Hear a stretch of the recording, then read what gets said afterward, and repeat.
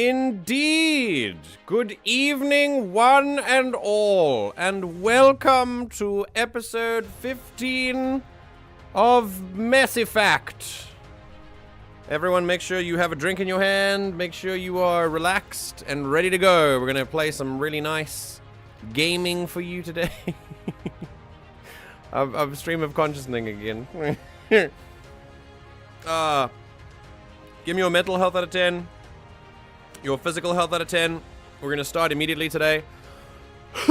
Now that we're getting towards the end of the run of the Mass Effect trilogy. I kind of want to play Andromeda as well, but we'll see about the time. We'll have a look. But for now, at least now that we're reaching the end of at least Game 3, I'd like to, let's get that momentum going. So make sure you're in a good spot. Make sure that you are relaxed and comfortable. And no matter how you're engaging with this stream, if you're active in chat, if you're lurking, if you are watching the VOD, if you're not watching the VOD, it is wonderful to have you here.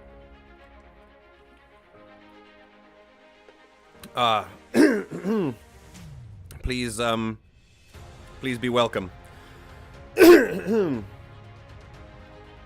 Please be welcome. Please make sure you're being kind to yourself today and that you're staying hydrated. And that is how we will start today's stream. I'd love to know how everyone's day is going. If you haven't given yourself a compliment yet today, please do so. It's very easy. My compliment today is, good job me for modding Skyrim VR in a very short amount of time. Like, usually modding takes me months, but I have done so much groundwork in my modding that I'm actually getting quite good at it, that I can very easily set up a mod list and get ready to go and everything works.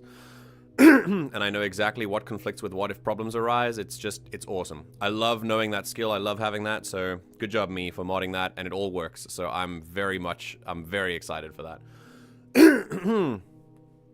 I just woke up out of 10. Excellent. Welcome. Wakey, wakey, eggs and bakey. Yeah, that is what I did today. If you missed the morning stream, we concluded our incredible adventure with Slay the Princess, Part 3, the finale. You'll be able to find the edited version up either tomorrow or on Monday. It was an incredible ride. What an absolutely amazing experience. And we'll also be looking to play some cool party games next week. We'll be looking to do some Reading Corner next week. We haven't done that in a while. We'll look for some good old music analysis as well. That's also going to be quite fun. So yeah, we're looking for some... we're going to do some good stuff next week. So stick around for those morning streams. Zareth, Alferg, 58, Baron, hello everybody.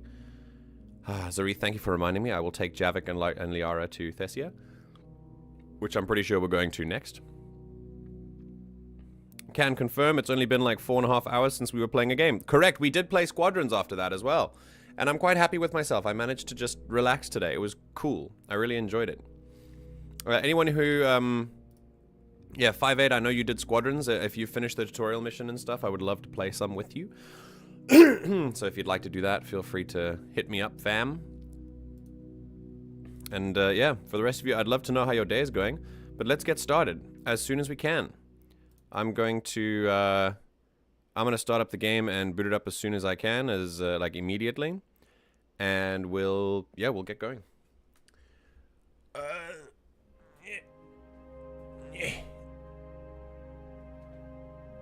There we go. I just need to fix my light. 1, 2, 3, 4. There we go. Make it a little smaller, a little lower so that we can play the game properly without me being blinded. A good 10 out of 10 game day. That is awesome. Very, very happy to hear that, Baron. I did finish it, just waiting for a date time to play with some others. I'm here. 58, you will understand my biggest issue with where I live is that I just time zones are probably my biggest issue by far. That is why we stream at the times that we do. And even then it's not optimal. The times that I go to bed are the times that everyone else is active. So it's really it's not fun for me. But sooner or later we will find times eventually. Maybe someday. Yeah, it sucks. This is probably one of the main reasons that I want to be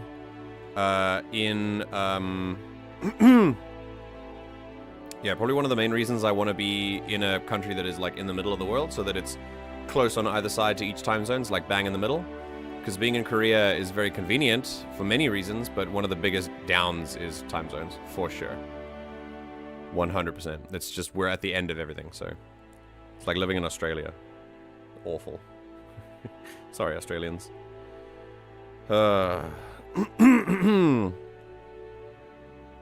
We also played Oh Dear. Oh, we played Oh Dear. That was so much fun. If anyone wants to play Oh Dear, now's the last chance to pick it up 50% on the Steam sale. It is an incredibly fun game. It's so easy to play, very quick, in and out. It's just good, clean fun. We freaking loved it. It was so cool. I'm sick, but warned MJ of the correct Thessia companion out of 10. Good. Good. Very good. You've done your duty. I've been playing Missile Command. What is Missile Command? Do you command a missile? Is that what happens? I understand time zones are a bitch, and being an introvert, it sucks to try and ask anyone. I get you. Listen, I can ask you. I'm comfortable doing that. If you're okay receiving messages, I will happily DM you, and we can make a time together. How about that? Sound good? I can still see the images in eyes when it's closed. That's exactly right. Okay, you command a missile. Nice. That sounds like a pretty scary game. Are you just sending missiles to like populated cities and blowing them up? Because that sounds pretty dark.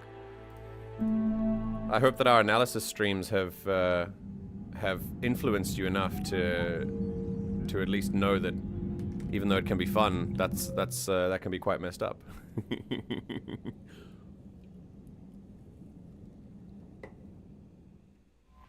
All right. So, make sure to interact with the stream and do all those things that you want to. We're going to start with a recap. It is episode 15 of Mass Effect 3, and we're about maybe 5 or 6 streams away from actually ending this. I don't actually know for sure, but I imagine it's about 5 or 6.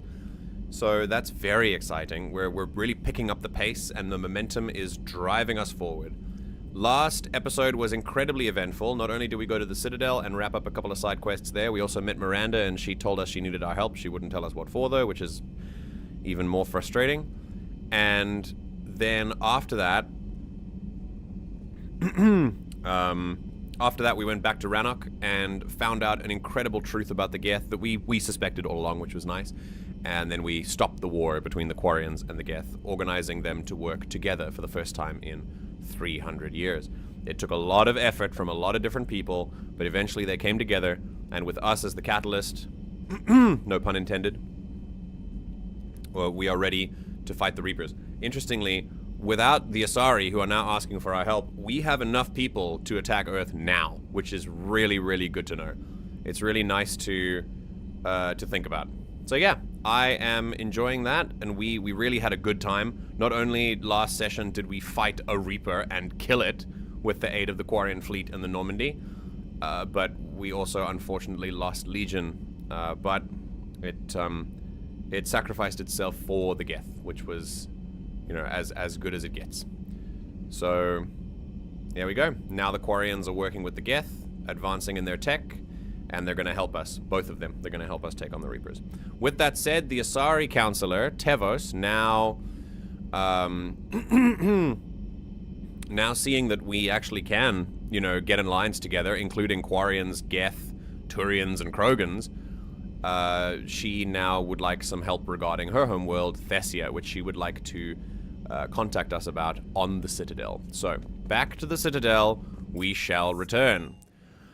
That is our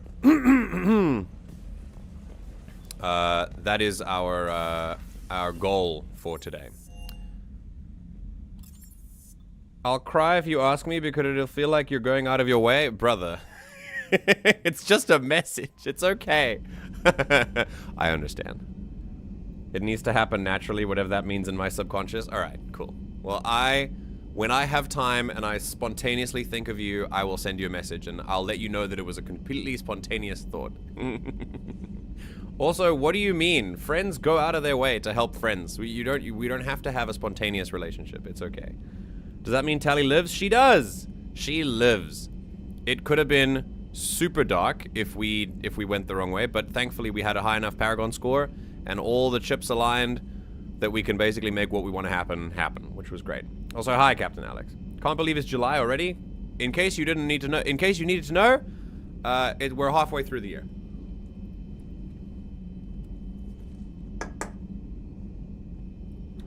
Isn't that great? Isn't it great? Halfway through the year. Okay. I believe the Hades Nexus we just unlocked, actually. These places don't have any extra stuff. Ninmar doesn't have anything. We already checked that. The Valhallan Threshold, the Shrike Abyssal. I think it was the Crescent Nebula that was also a thing that just appeared. The Cillian Nebula is 10% now, which is nice, so let's go there. Okay, we're gonna do a little bit of side questing while we have a chat about life. And then, yeah, so let's go to Hades Nexus. Ready? Oh, I can't. Shit, I'm deafened. There we go. Wait. Yeah. Okay. I found something. Oh, there's something. And there's something. Excellent. Asteria.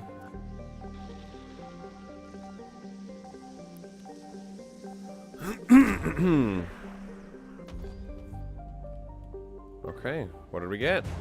Alliance Frigate Hong Kong. Nice. And Alliance Fifth Fleet. Damn, we actually got a lot. Big bonus of fuel. Not that we needed it, but, you know, it's nice to have. And yeah, we've got, oh, we got 4 systems to go to. Okay, great, we can do that. Dang, can't believe I was the first like. Oh, for real? Sick! Signal confirmed. Thanks, Elferg. Copus. What most people are huffing when they try to do... Ah, the Obelisk of Karza. Good, good, very good. Come on, Reapers. Ah, there we go. Okay. Evasion successful. No, not there. Reapers eluded.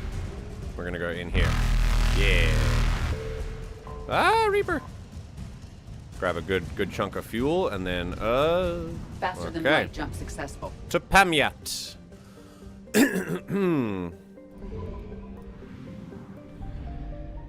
What have you guys been thinking about recently? What is the... Is there anything that you guys are... Oh, God, that was quick. Anything you guys have been pondering lately? Any thoughts you want to communicate to me today? Anything you've been learning? My mind has been blown by Skyrim VR. The absolute incredible... I mean, I know... Oh, there's more. There you go. Oh, we got a... Yeah, Evasion successful. I know and I have loved so many VR experiences, including Squadrons, Elite Dangerous, Blade and Sorcery. I think in terms of stability, Blade and Sorcery and Contractors has probably been the best for me, the best experience in terms of immersion. And Skyrim, I feel like, might be up there. Like, it depends on what we do later. It depends on how... It depends on, like, how the game actually goes. But I genuinely think it might just be the most fun. I am so excited. Just to be able to be in Skyrim. I've also modded the shit out of it. I haven't... On my current playthrough without VR, I have... Ooh, the Prothean Sphere. My current playthrough without VR, I have about 900 mods on my... on my Skyrim. And that just overhauls the entire thing. Makes it really fun. So it's just a lot of mods there that would not be possible in VR. So in VR, I only have about 70... I think 70 mods was the total. Plus a couple of extra things that don't count as mods. So yeah, that's what I've been doing at the moment. Let's go to the Crescent Nebula. I think that's new. And 70 mods for me is perfectly sufficient. I've kind of resolved in my head that that my VR playthrough will be as close to vanilla Skyrim as possible, just with some texture updates, some mechanics, quality of life upgrades, and things like that. And then my normal Skyrim playthrough will be like the big overhaul, you know. So yeah, I found something. Oh, there is something here. Okay. Oh, Ilium! Yo! What's on Ilium? That's cool.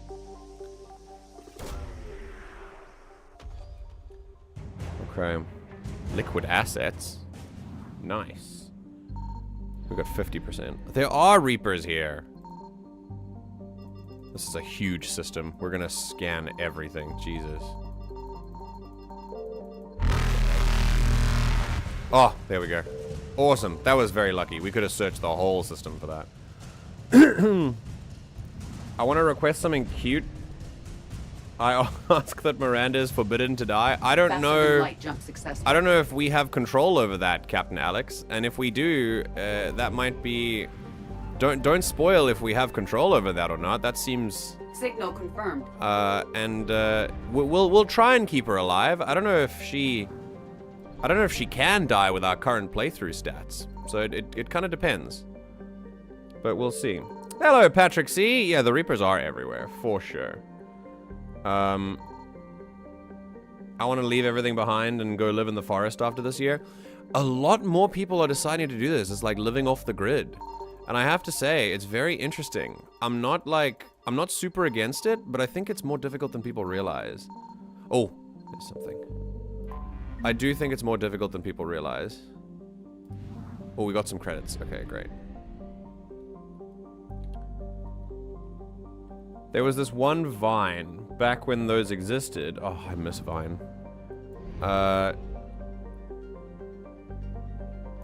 Hold on. I can't do two things. There we go. Which goes, what do cows drink? Nah, man, it's petrol. I think I remember that Vine. I forgot that Vines were absolutely wild. Yeah, they were. Oh, God. Whoa. Okay. All right, we got the Crescent Nebula. I think everything else has been fine, except for the Selaean Nebula, which needs to be done.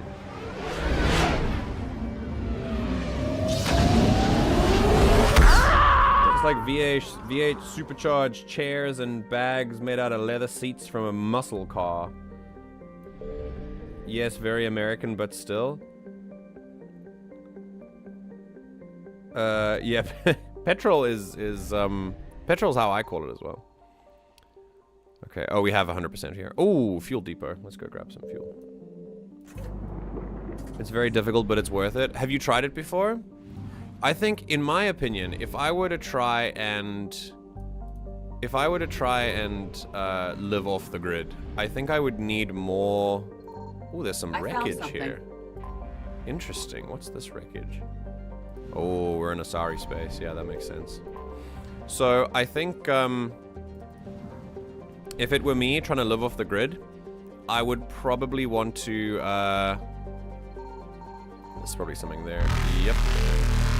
Reapers eluded. I would probably want to make sure that, like, as soon... How do I put this? As much as possible, I would try to keep myself informed, because I know that you can, like, lose... you can lose a lot of touch with the real world, and I think it's important not to. I think we do kind of owe it to stay connected. Of course, I wouldn't force you to stay connected, but for me personally, I think for me, I would probably want to try and stay connected in some way. Signal at least confirmed. Like, you know, read the news. I think staying off the grid, like living off the grid, is cool for, I guess, for mental health. It can be quite rejuvenating because you're so like far away from everything. But I wouldn't want to be far away from fellow humans, you know? We are, by nature, not solitary creatures. We like to hang out with each other all the time. This is kind of our nature. So yeah, I think I would try to prioritize that, of course. And I think living off the grid would make that very difficult. Reapers eluded. My destiny is out there in the forest. Which forest would you say? Do you think there's, do you think there are good forests out there for you, Baron? You mentioned VR. What moment in history would you want to experience? Mine would be the sinking of Bismarck. Interesting. Okay, well, some World War history. All right. What moment in VR would I want to experience in history? That's pretty... That's a big question. What is my favorite time of history? I think... I'd probably want to go quite far back. Man, dinosaurs would be cool, wouldn't it? I feel like dinosaurs would be fun. If I could go check out some dinosaurs without them killing me, I would love to go into like a dinosaur themed VR. I think that would be fantastic. There probably is one. There probably is Evasion one. successful. There's some huge forest in my country? That's cool, man. That's really cool. Well, listen, if you get it right, then try, but it takes a lot of research. It takes a lot of research to live off the grid, and let me tell, I will warn you now, it's a lot harder than people think. So I advise that you do a lot of prep before you go, because otherwise you'll just die. Oh, the Rings of Elune, nice. We can go, oh, we can turn in so many quests. Oh, it's gonna be great. Are we talking living off the grid or specifically no electricity?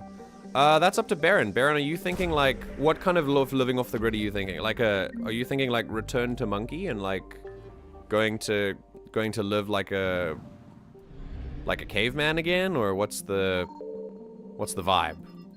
What are we thinking? Off to the forest without anything?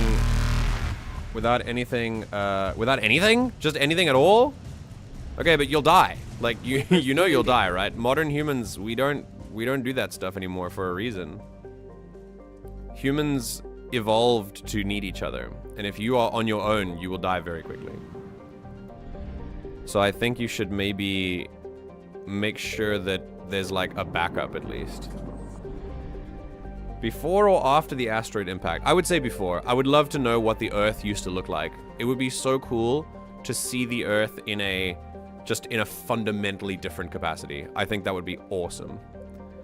Okay, we have everything, I'm pretty sure. There's nothing in the... I don't think there's anything in the Horsehead Nebula. Can we check quickly? Mass Effect 3... systems with no war assets. Systems with nothing in them. Serpent Nebula, Hourglass Nebula, Ninmar Cluster. Wait, is that... That's Mass Effect 3. Okay. Hourglass Nebula, Ninmar Cluster, Kepler Verge, Shadow Sea, Horsehead Nebula, Anos Basin. Other than Serpent Nebula, what a waste those other systems were. They're not mentioning the Perseus Veil or the other stuff. Horsehead, Anos Basin. Okay, cool. Then I think we're good. We can go back to the Citadel. Nice! Here we go. Captain Alex, why would you go to the sinking of the Bismarck? Like, what is important there for you? Are you a fan of history? We've got quite a few history buffs in here. You're cleared to dock, Normandy. Do you need ground I'll handle it. Go away. Yes, Commander. Go away. We're good. We're good. I would suggest having at least a survival pack so you don't have to make tools in order to do basic things like make shelter and catch food. Yeah, I think we have a very romantic idea of survival in the wild, and we will need tools. Like, we will absolutely need tools. Okay, any new news? Geth and Quarians allowed back on the Citadel, yo! In a stunning political reversal, the Council has decided to welcome the Quarians and the Geth onto the Citadel following the historic peace agreement between the two species. The first Geth visitor, nicknamed Monad by observers, Nomad, attracted large crowds of protesters and supporters alike. Reactions have been mixed among the galactic community. Irinya Tenazor of Ilium had harsh words. Over the course of my life, the goddess has granted me 2 daughters. Because of the Geth and their Quarian creators, I have none. And now the Council expects us to just forgive them because they're supposedly turned on their new masters. Preposterous. It takes a long time to undo this kind of stuff. A lot of the time, you just have to wait for these people to die because their hurt is totally justified. It's totally reasonable. But we've got to move on. We've got to move forward. Others had more positive words.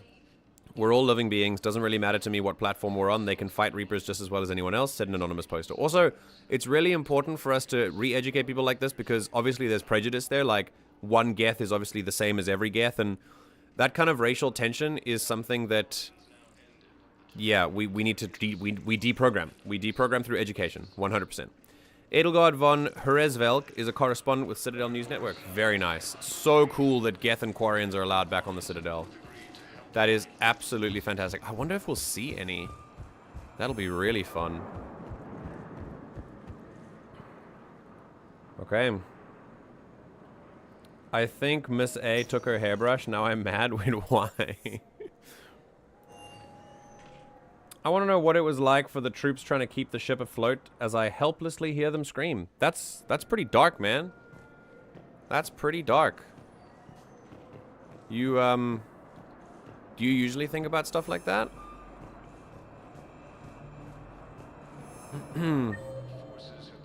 Okay. Oh, there's a refugee there. Okay, we can go have a look there. Probably someone that we can turn in a new quest with.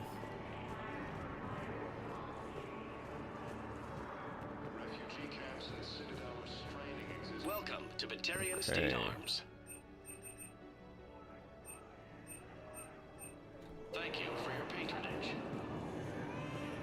Okay, no one's here. Go check here as well.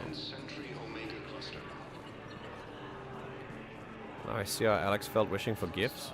Wait, oh, gifts in Steam stream chat? That would be cool.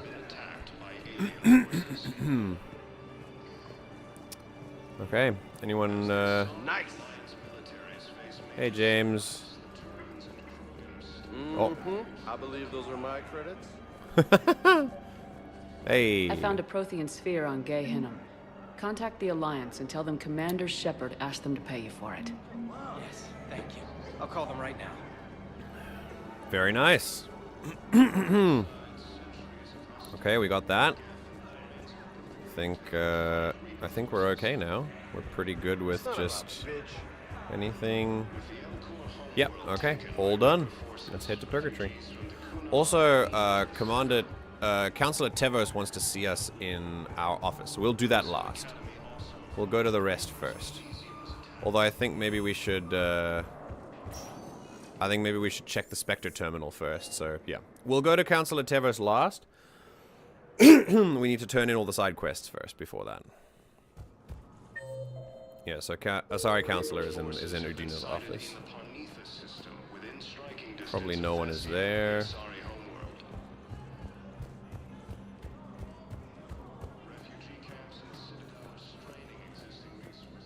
Yes, that is dark, but understand that's how history saw it. Even the survivors told those stories. But do you... I think it's important that if history... Just because history saw it that way doesn't mean you have to see it that way. You know that, right? Like, we could look back and acknowledge that, yeah, these people thought some pretty dark things, but that doesn't mean that we have to support those dark things. We can acknowledge and understand that they were there without, you know, bringing them into our own heads and becoming the same thing. You know, there's that very famous saying about repeating history if we don't learn from it. And I think the most important thing about that time is that if you see people who have this incredible anger towards other people who they perceive are their enemies, I think we can learn from that and learn to be better. Otherwise, we will repeat the same mistakes that they did, you know? Ah, Reaper Code Fragment. That's what we needed. I'm really interested in the Chakram launcher, but I'm not a shotgun wielder. I've been watching Chad Zuber's videos and other people like him. Who's Chad Zuber, Baron?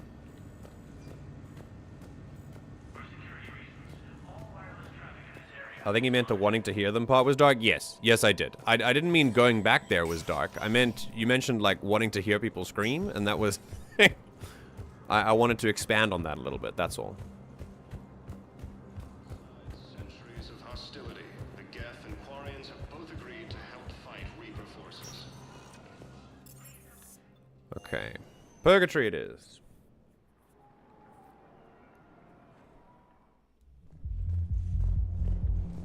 Yeah, just an adventurer. No arrows to knees here. Is anyone here? Edie and Joker and Arya. I'm pretty sure that they don't have anything to say, so we're actually just gonna skip Purgatory then. And we will instead go for the Huerta Memorial Hospital. Right, that statement makes sense, yes. I want to know still how that battleship went down. Yeah, no, that would be very interesting.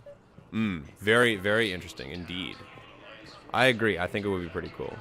Hey, Mecha, what's up? Welcome back. Excuse me. I recovered the Rings of Elune. They're Nice. waiting in Bay D24. That's wonderful. Thank you. My people will treat this miraculous find as a call to support their local hospitals. Thanks, Laura Bailey. Yes, I'm seeing increased turnout as well. Anything else? Only Jacob. Okay, cool. Then let's go to Presidium. How are you doing today, Mecca? I'm doing good. How are you doing? I'm okay. I'm okay, thanks.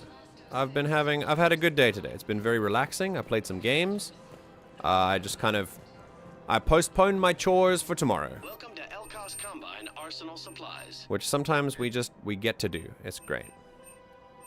Pistol mag upgrade. Oh, I feel like we could use that. Hankadar shoulder guard. Yeah, we'll get some more weapon damage. I think that'll be good. Okay. Sick. We can go here. Enhanced scope. No, we don't need any of this. Thank you for shopping at Kanala Exports. Okay.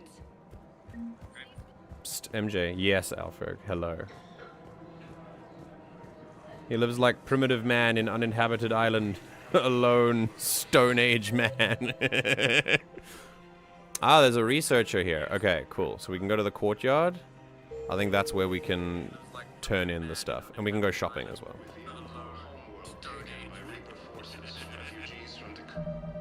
Wait. Alferg! Yes. Hello. I could hear myself very clearly through your speakers. It was quite disconcerting. Sorry, I didn't realize you'd unmuted me yet. How are you today? I've only been up for like 35 minutes. That's fine. So how did you feel when you woke up? Definitely refreshed. Good. Well rested. That's great. Good to know. Definitely not awake enough for sarcasm. I'm not using sarcasm at all. I am. No. Oh, lol. Okay, cool. Hey, Soberton! It's been a while. How are you doing today? Also, is it Wednesday yet so I can watch The Acolyte? Shopping at Shepard's favorite shop on the Citadel? Indeed! I'm Commander Shepard, and this is my favorite store on the Citadel. That is exactly what I am referring to. Yes, Alfred, what did you say? This is cinnamon biscuit? Cinnamon biscuit? I wouldn't know. The clutch is stabilized? Really? That is wonderful news, my sister. Yeah, because typically a cinnamon roll is a rolled up strip of dough. In 36 hours. Do you need medical support? No, evacuating. Yo, that's a cool outfit. Holy shit. I'm coordinating actions for the fleet while we're here. Evacuating colonies, bolstering Turian defense lines. Nice. Good job, Tali. I think it was right here. 3 years ago to the day. Huh? That we met? What? This was where Saren's assassins fired at me. Aww. I just got into the Citadel. I didn't think I needed my barriers up. My mistake. Oh, yeah, we knew about that. We knew about it. Yeah, refresh my memory. No, we remember. You never told me about this. How bad was it? Got me in the arm. They used polonium rounds. Oh. I was running a fever in minutes. It was the first time I'd been really hurt on my pilgrimage. I ran to the council embassy, asked for protection, offered the data on Saren. The Turian clerk called me suit rat.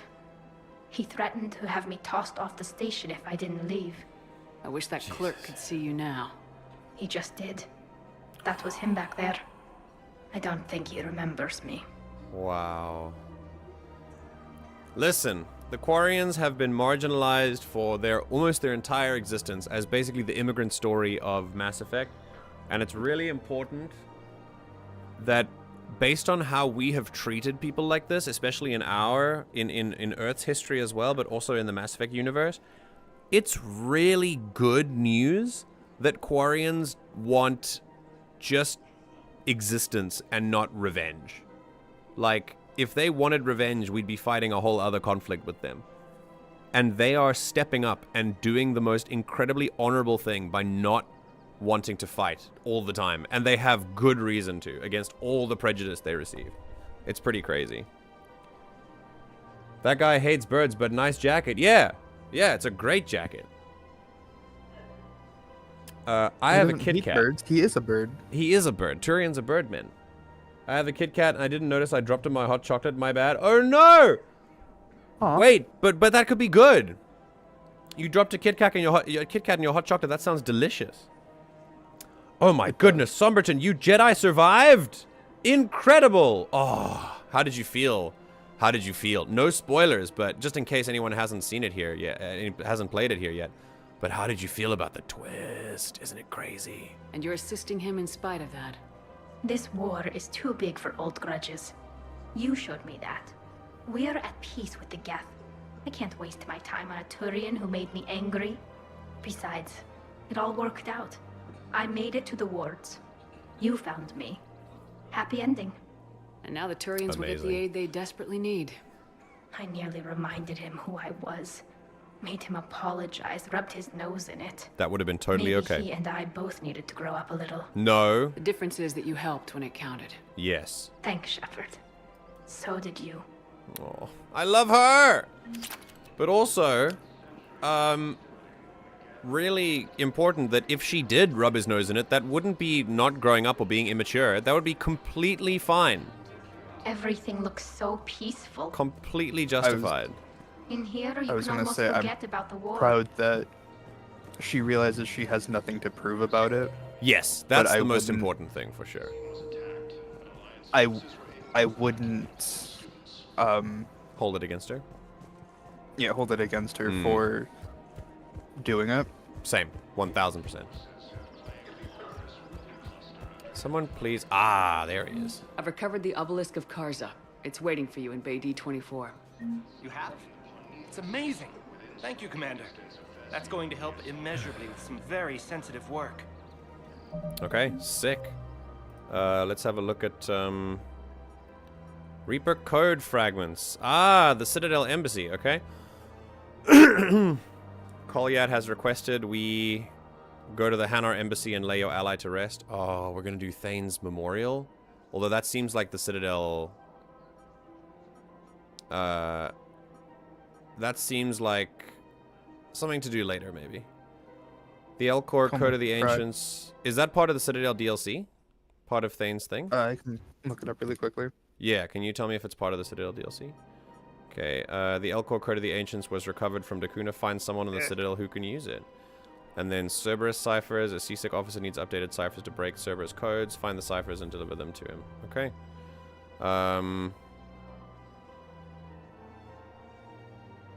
I think we have the Cerberus. No, we don't have the Cerberus ciphers yet. Okay, cool.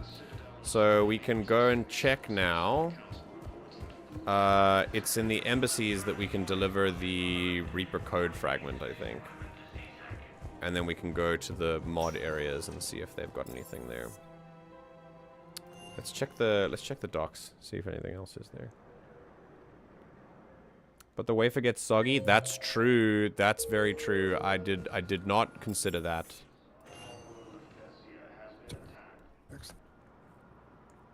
It melted, but it tasted good. I have to wash my hands after I took it out from my hot chocolate.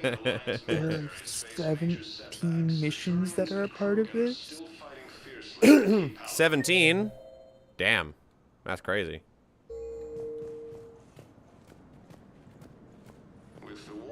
What? Excuse me. I'm Commander Shepard.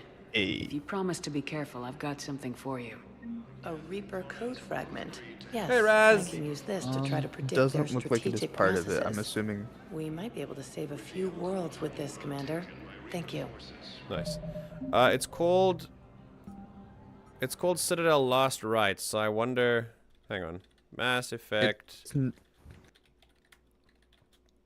It's not part. Or it's not in the list of 17 missions, which I'm assuming get unlocked when you actually go and do the thing. Nope. It looks like it looks like it's part of a mod. And it lets you do Citadel DLC stuff earlier. And it says Mass Effect 3 Citadel DLC. At last, the perfect goodbye. And apparently you get to do things with Thane as well. Let's see. Yep, you can attend a memorial for Thane. Yeah, it's part of the Citadel DLC. Okay, so we'll do that later.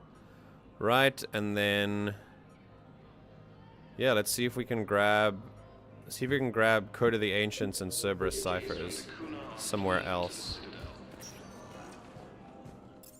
It's not going to be there. Maybe it'll be here. No, Hanar Embassy is where Kolyat wants to do things. So I will save just in case we... I'll save here just in case we start a cinematic that we don't want to stop. That we want to stop.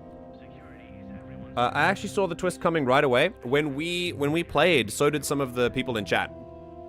I didn't, but some people in chat were like, hey, that's sus. That's pretty sus. I think it was actually your stream I was watching back when it first came out. Yo! Wait, it was you! Made the bold prediction just from the Coruscant opening? Yeah, the Coruscant opening was sus. I mean, especially with hindsight, like, really? He's the only one who got out? Like, really? The greater reveal of what that person was surprising. I agree. Like, that honestly came out of nowhere, and I think it was really interesting. Yeah. Even though there's no ways that we could have known, but that's totally fine. Like, I don't mind that. I think that's Kolyat up there. Yeah, we're not going to talk to him yet. We're just going to find an Elcor, maybe. Still trying to catch up with the previous episodes. Oh, boy. Watch them on 2x speed. Friday the 13th will be in September today. Oh, wow. Cool. Interesting.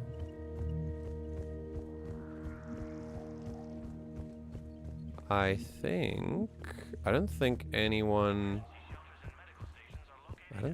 is going to have anything to say or do here. Other than just going to Kolyat.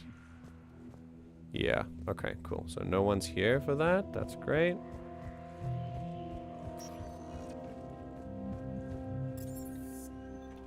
Alright. Can go straight back now to the Volus Embassy. I think Volus and Elcor are working together, so we might be able to find an Elcor on the Volus Embassy who could use the Elcor thing that we found.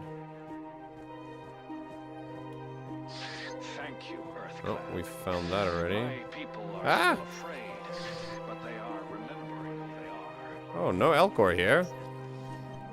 That's very interesting. I had a feeling maybe the... Thank you again, Earthclad. Huh.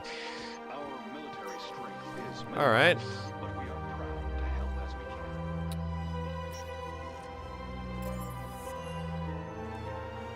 we can. Speaking of my birthday, I take gifts in the form of hooded shirts, size large. Excellent. Good to know. Okay, let's go to CSEC. We're going to run around that place.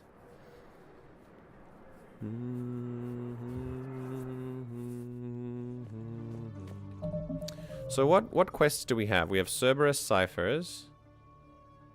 Code of the Ancients. Yeah, Citadel Code of the Ancients. Where is it? I'm going to Google these things because I really do not want to...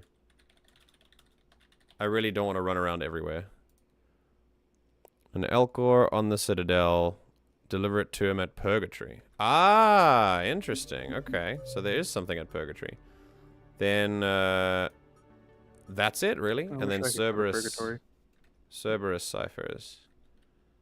Mass Effect 3, Cerberus Ciphers. N7 during the mission. N7 Communications Hub. Okay, cool. In the Kepler Verge. We don't have the Kepler Verge yet, so it's fine. Okay, cool. Alright. Then to Purgatory, then. Okay. 25 minutes of messing in Warframe just to get the right drifter fashion. Ended up with a white, black, and gold Regal Inquisitor scar with godlike golden light. Oh my god. Was it worth it? Do you feel good? I would feel good about that. Shit. That sounds great. Good job.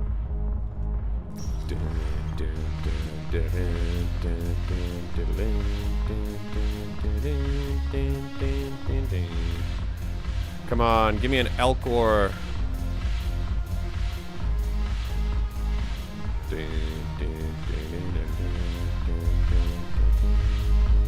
There's only one Elcor here? Wait. It says he's on Purgatory.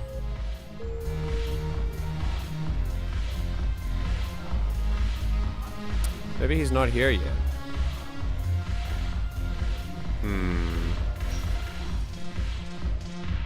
Alright, well that's fine.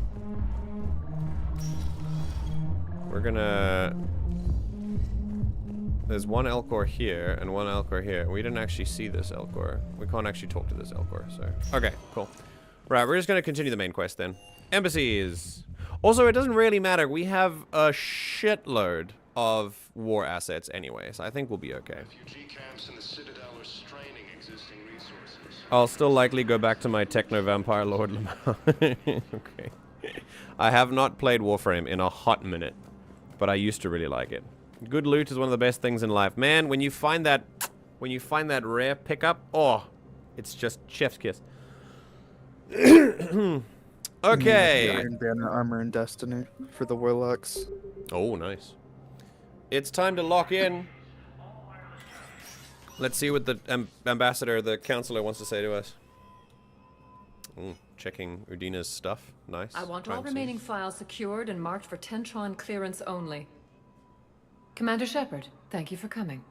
Hi. Did you find something? The Council has ordered a full review into Donald Udina's activities.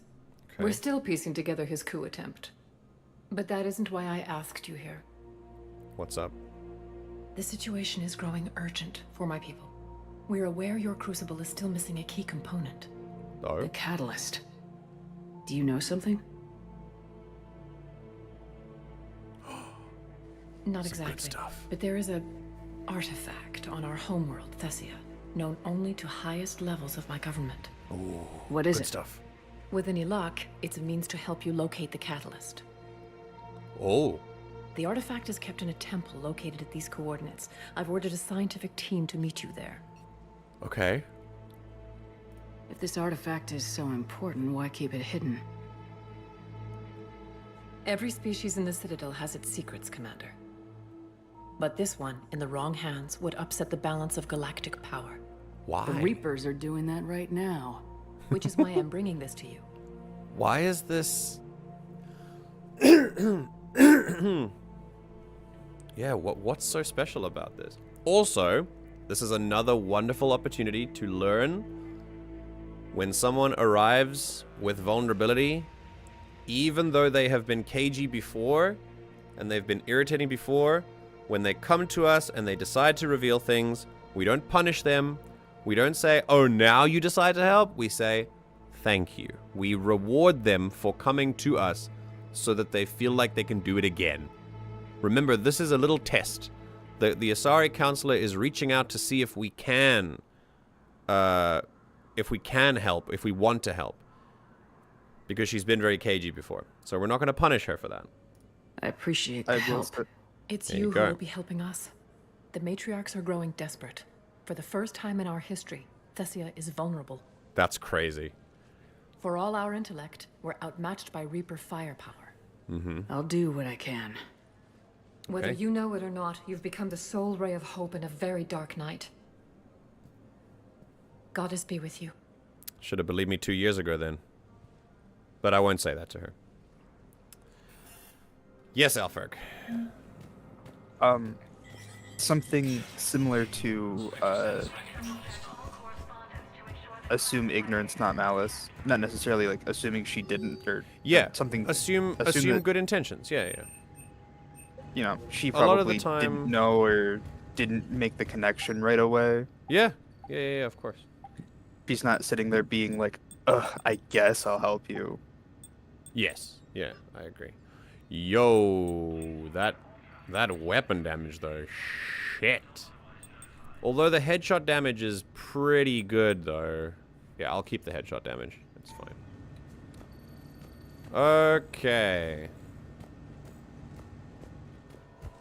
Actually, no. I will go for pure weapon damage. We're just gonna max it out. It's gonna be great.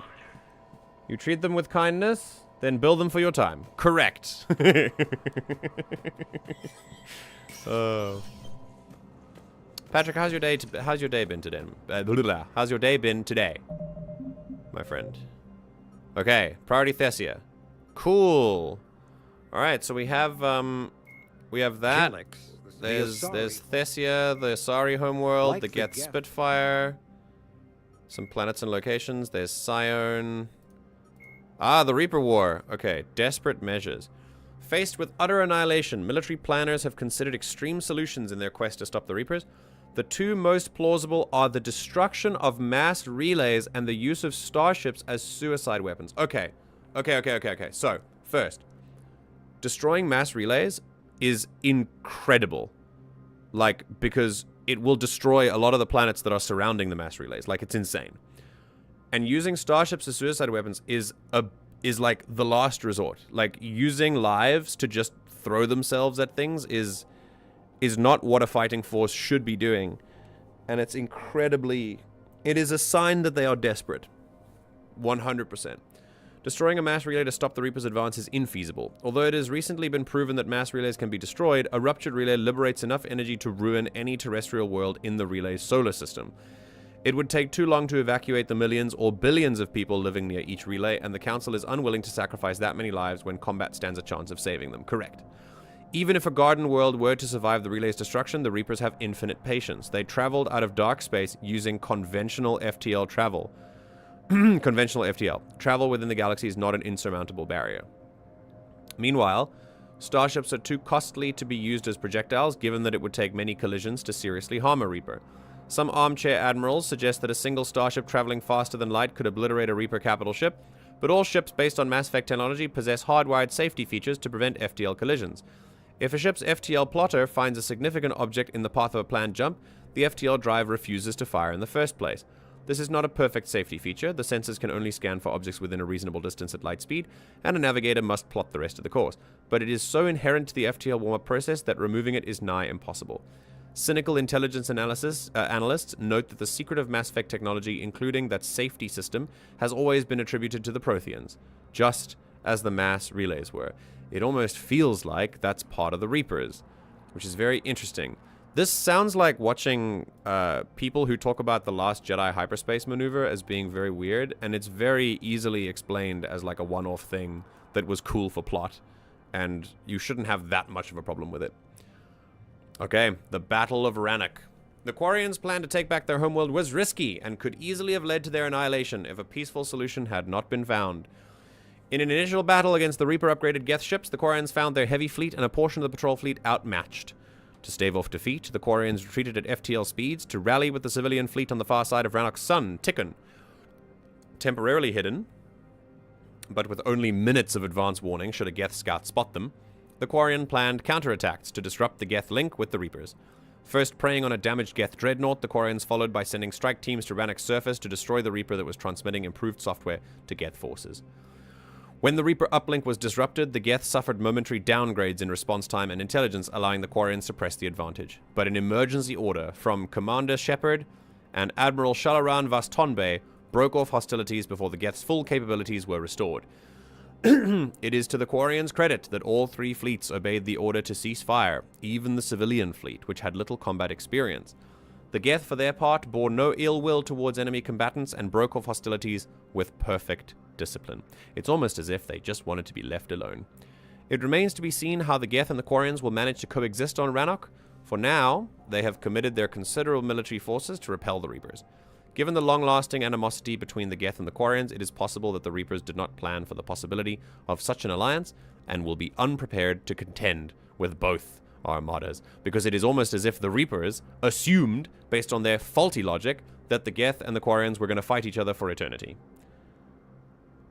Good, finally having a day off. Thank you. That's awesome, Patrick. I'm glad you're having a day off. Very cool. What do you do, if you don't mind me asking, when you're not having a day off? How do you work?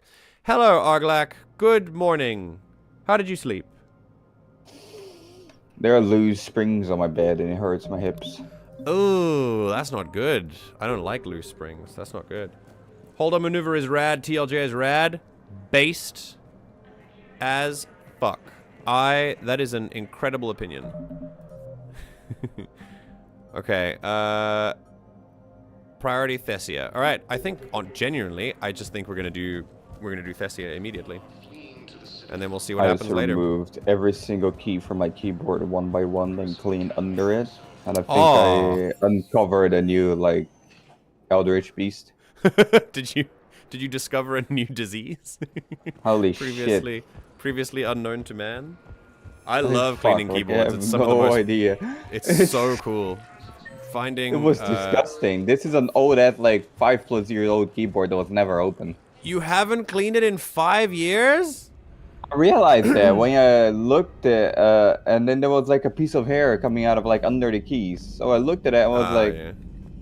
"What is that?" So it's like, I grabbed the knife that I've got, and I start plopping keys one by one, and You just find gunk. Yep. I needed a plastic bag to throw all the dirt away. So. Jesus. Throne room fight is a top 3 fight. I agree. It is incredible. I'm a manager at a trucking company. Oh, interesting. Okay, cool.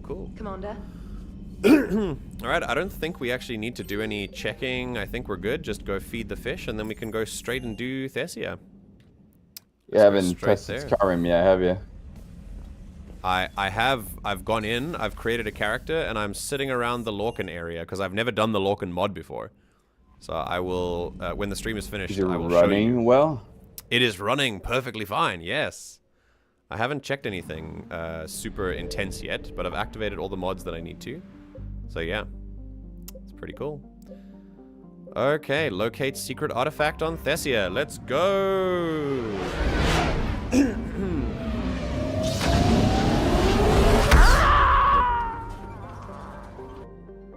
Okay. Click open before I did. I was getting there.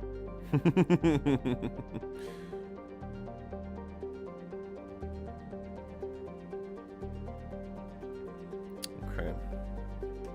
Oh, I splashed water. I can't wait to get into it. I downloaded a lot of the mods. I decided that my VR mod experience in Skyrim would be very lightweight, only for like quality of life and bare bones stuff, but mostly it would be the default Skyrim experience, which I'm fine with. You did not put the combat mod? No, I did the combat stuff. Okay, because I was gonna say the combat was gonna suck. If No, I know. I went with like all the good, like modern, turning it into a modern game, but the content would mostly be just Skyrim. Oh no, content's fine. But I think my current, so I've got like 70 mods right now, plus the other things that don't count as mods. But my 900 mod, like, non-VR playthrough will be, like, my full overhaul. I think that would implode your VR, so... Yeah, I'm not going to do that on VR, absolutely. Okay. But if you put it in slow-mo, you'll see they're not actually stabbing people with laser swords, so it's actually really bad, actually. I know, right? It's actually a really shitty fight if you break it down frame by frame. It's almost as if fights are not meant to be viewed frame by frame. It's almost as if it's not real. Oh, just people who kind of get hung up about how when you break down a movie fight scene frame by frame, you start to see inconsistencies, and it's like, okay. It's almost like it's got a choreography for a reason. It's choreographed. It's literally planned. Yeah. Did you see Element 7's video on that? Yes, I did. It's great. Yeah, I can't wait for my favorite Star Wars fight where they just had the actors hit each other with like glowy sticks. I don't care about the disappearing. George Lucas just walked in and started filming. He's a fucking genius.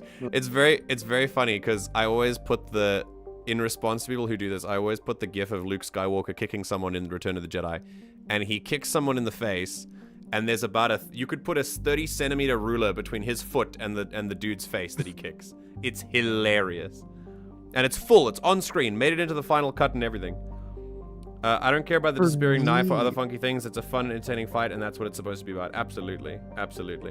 It's like complaining about someone not actually being punched in a martial arts movie. Yes. Actually, that was a force kick. Yes. That is usually the response I get. Yeah. It just seems like copium to me. Yeah. Go ahead, Alfred. I always enjoy moments noticing when somebody doesn't hit somebody else. Yeah. I think that's where it should start and stop. It's just like, oh, cool, funny, that's cool, like, and then it It shouldn't hurt when your the same enjoyment of the occurrence, scene, you know. When the same occurrence happens in a game, then we have a little bit of an issue going on. And then Andromeda, there's a scene that is so on the face where the character tries to punch someone in a bar, and the fist is like 2 meters away from their face. I feel like I remember seeing that. The entire fight is like that, and we're like, "Oh my god, this game was rushed." I'm suddenly reminded of the GIF made of Anakin versus Obi-Wan and Mustafar, where they just spin their lightsabers around their bodies. Okay, but like legitimately, that scene is fun. I like that scene. That was really cool, and I'll tell you why. I think it was choreographed on purpose because it's meant to show that they're trying to spin and fake each other out because they know each other's fighting style so well that it's this whole scene where they're just not hitting each other at all because it's like, are you gonna hit first? Are you gonna hit first? And it's like that moment where their minds are like one, you know? It's a really cool moment. What people don't understand about Star Wars is that lightsaber duos, they are not meant to be realistic, brutal, anything like that. They are a spectacle. And they're meant to be a spectacle. And people just want, they didn't do the Mortal grip, bad fight. Lightsaber duels have two main purposes. The first one is they are a story. They tell a story. There is a narrative power behind every duel. And number two, they are, like you said, are like a spectacle. They are there to be visually enjoyed. They're there to look cool. They're not there to be accurate. They're not there to make perfect moves. They're not there to be broken down frame by frame. They are there primarily, on top of looking cool, to tell a story. And as long as they've told a story, that's fine. You should be looking at the fight as a narrative. I feel like people take a movie about cool laser swords, aliens, and bad and good side way too seriously sometimes. There are moments, I think, where we can take some pretty serious themes from the movies, but in terms of nitpicking, I just don't like nitpicking at all. It's funny laser swords clashing into each other. Yeah. Like, that's already as unrealistic as it gets. You don't have to be nitpicky about it. Star Wars has lots of those moments. Part of what makes it epic, like crack commando troops that can only hit walls with their lasers. Yes. Well, in that sense, the whole meme of stormtroopers was made because they were purposefully letting the rebels escape the Death Star. But that was their one thing. And then you should watch, Patrick, if you really want to see the stormtroopers can't hit anything meme in action, go watch the entirety of Star Wars Rebels. It is hilarious. They cannot hit a single thing. Now, obviously, that's more of a kid's show than like even the Star Wars movies are, and the Star Wars movies are marketed to children. But the Rebels show specifically was marketed to like very young kids, and it's really, really funny how often the stormtroopers miss. Anyway, let's lock in. From Mandalorian. Oh, which one? With the two speeder troopers. When they kidnap it's hilarious with the scout pistol that they have, and they just like trying to shoot from far away and they can't hit it. That's hilarious. I love that. That was very cool. All right. Thessia, the Asari homeworld, has been called the crown jewel of the galaxy, the apex of democracy, and the beating heart of galactic love. Its republics have a remarkably low incidence of war, disease, violent crime, or famine, riding a stable economy backed by wealthy colonies and Thessia's vast Element Zero reserves. Traces of Ezo in the water and soil are so common that most life on Thessia has adapted to its presence. Thessia's fortunes have been upended by the Reaper assault. The communications infrastructure that forms the backbone of the society's e-democracies has been eliminated. Millions are without power, water, or food, a move to coerce the Asari into widespread surrender. This is a necessary part of the Reaper strategy, since husks alone have difficulty disarming or capturing a population full of biotics. Wow, it's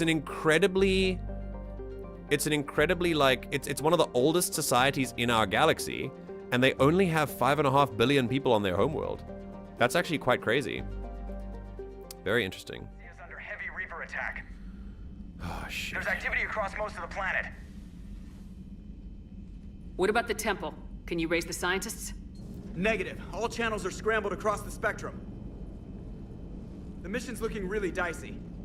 This is too important. It's now or never. Shepard, that's my home down there. I have to go.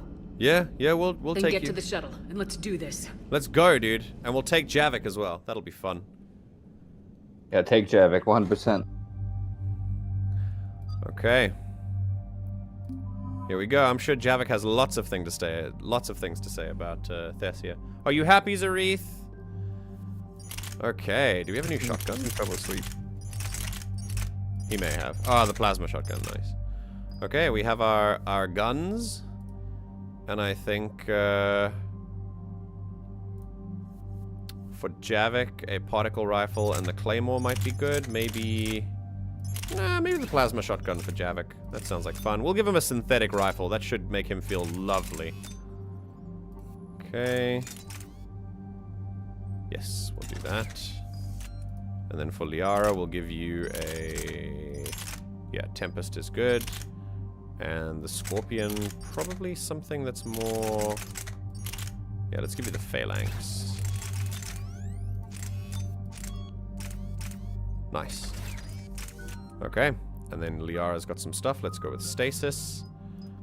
Use 2 powers in a row by giving the first power a 30% chance to use no cooldown. Hello? Good God.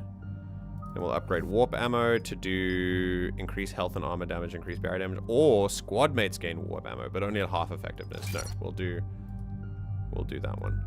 And then Javik gets lots of abilities. Damage by 50% or damage to armor and barriers by 75%. Just genuine damage, I think, will be good. Yeah. Okay, then we'll go with Slam. We'll upgrade Slam with Force by 40%. Genuine damage as opposed to false damage. Yeah, that elusive fake damage. Incapacitate a Slam target. That sounds good. Okay, and then we'll go with a Lift. Let's go with Pull. Duration. Increase all damage to lifted targets, and that's about it. And then we'll go to Lift Grenade, and we'll go with damage. Lovely. We're almost full. Look at that shit. Oh, God, I can't wait. Here we go.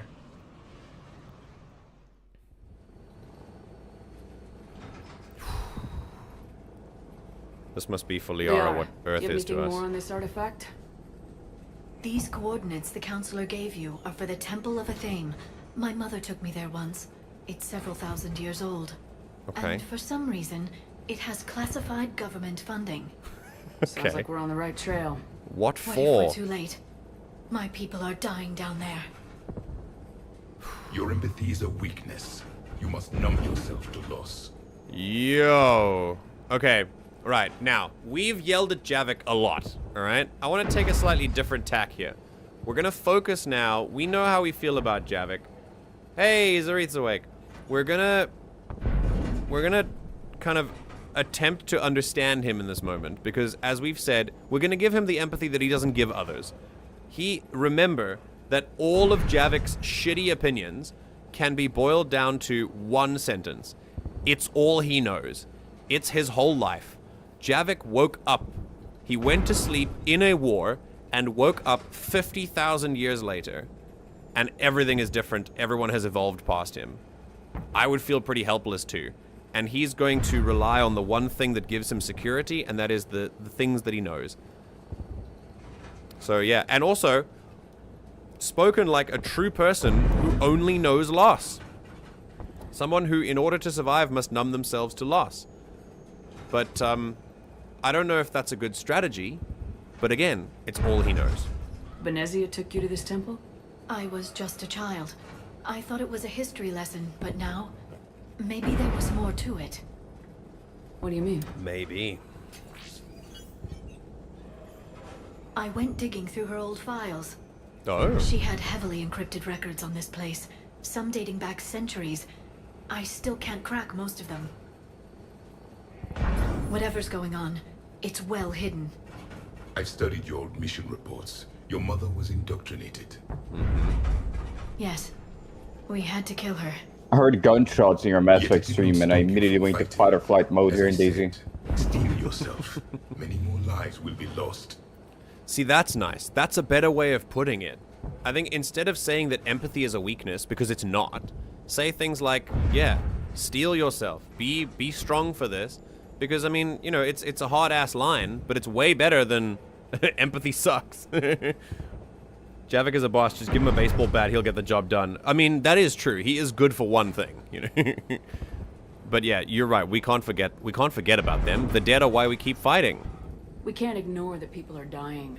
The Reapers may not have mercy, but we do. It is their indifference that gives them power. We're not like Show them. them there's another way. Yes, absolutely. Hey, buckle up. This one's gonna be tight. I do not care about changing Javik's mind. It's 50,000 years. We are not going to change his mind. He's a real boomer. Yeah, 100%. Oh, God.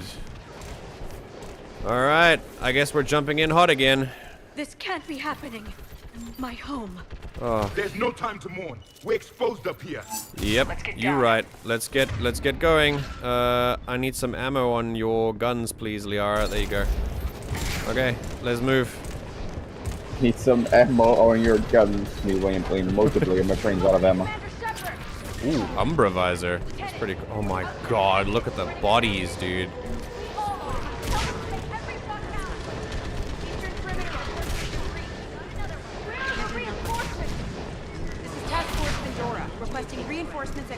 Thessia's at war, huh? Hey, Commander, we're here. We heard. Oh shit! Commander, we'll talk later. Get on that gun up there and do some damage. Yeah, we're there. We're on it. Let's fucking go!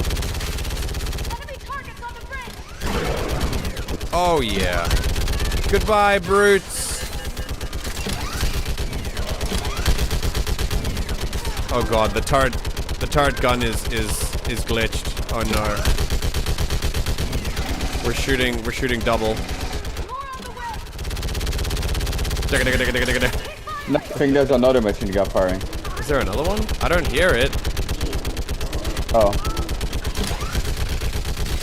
Yeah, that's a long firing one, huh? Doesn't cool down. Come on, people. Oh god, they're right here.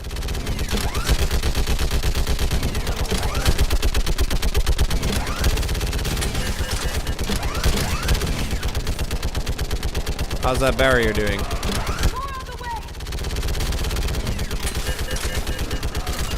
Any more?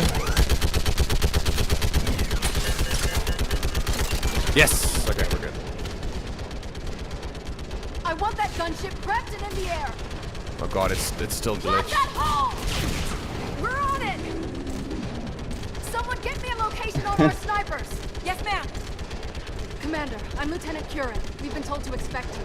My orders are to hold this grid at all costs. Okay. It's so cool to see Asari in action though, right? So cool. Shore up the barrier! They're all biotics. But our perimeter's collapsing, and I'm getting my people out of here. This is important. We need your help. Well, unless you can give me a good reason to stay, we're not dying for a field of rubble. Okay, what are your orders? We're gonna tell her about it, of course. Shows up to Warzone, steals 4,500 grades. Hey, they're not gonna need it. Did you see the amount of bodies they have? Javik's point isn't even... someone that was dead. Javik's point isn't even entirely true from the Reaper's perspective. They believe they are preserving life through their actions. Yeah, they have a reason. They're not indifferent. They just pretend to be creepy. What exactly were you told about me? Nothing but your name. Mission details were classified, which just means we'll die without knowing why. Yeah, we're gonna tell her. I know what that's like, but you have to trust the chain of command. We're not even sure the chain still exists.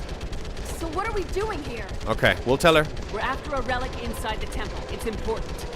That's what this is all about? One of our outposts has been trying to reach the scientists over there, but we lost contact.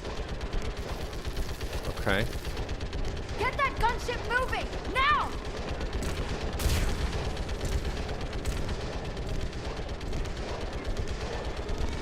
I'm sorry, Commander. If your relic has lasted this long, it can wait a little longer. That's fine. I've lost enough people today. I'm pulling the rest of them out. Yo, a Prothean?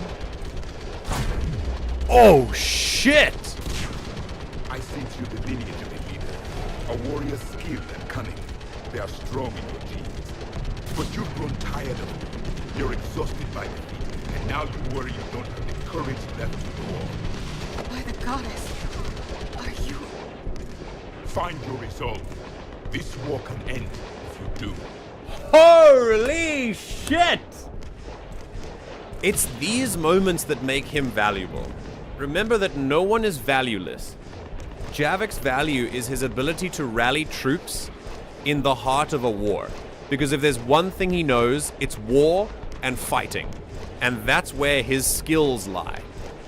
Not in empathy or anything that resolves any kind of cooperation. But in Definitely war, not in empathy. In war, we can trust him. We can trust him to do what it takes to survive. And that's what's good. Yeah, dude. This is cool. We took him. I'm so happy we took him to Thessia. This is going to be great. We're building a Prothean superweapon. It will win this war. I believe it. This is Lieutenant Curran. Hold your positions. I want a path carved to the temple. Outpost Tychus, we've got people coming your way. It's so cool that he can do that as well. Let's make sure the galaxy knows the war was won on Thessia. Woo! That's what a line, dude. Make it count.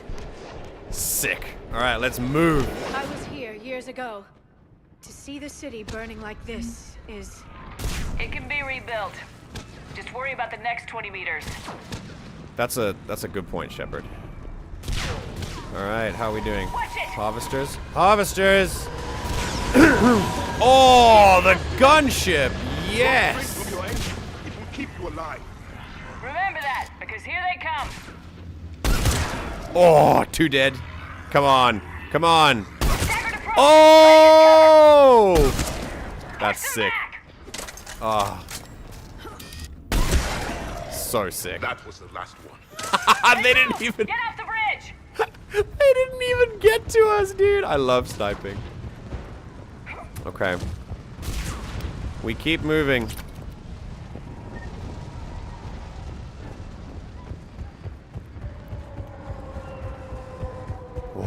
On that building, we've got fire support. Kill it. Kill the harvester. Oh, God. Oh, my God. Keep your focus, Liara. Those things are fluttering like you know. Then avenge their lord. Scatter and take cover! This is interesting. I think, if anything, this thing on Thessia is meant to show us what war on a... I think this might be the most similar to Earth that we've seen. We're fighting in urban terrain. We're not on the moons of Palaven. We're in a city. This must feel like what it's like to be fighting on Earth. And so I think Don't let him get around us. Liara serves as a really cool, also very sad kind of reminder of what's going on Earth and how everyone must be feeling there. Come on, we can take him down. Oh, that slam though. Okay. What's the perimeter? Anyone else? Who's next? Won't stop. Come on, you motherfuckers. Why do you say like that? There's a meme. It's I can't remember where it's from, but it's this dude going, "Come on, you motherfucker," and then something happens and he goes, "Oh shit, god damn it, same shit every day." It's just a funny soundbite. That door ahead looks like our way out of this mess. Oh, that is a banshees, and also those are spore pods, which means Rachni. Come on, Liara, warper, and you can dark them. Oh God! Sick. Good job, guys. All right, let's get moving before more of them come back. Okay.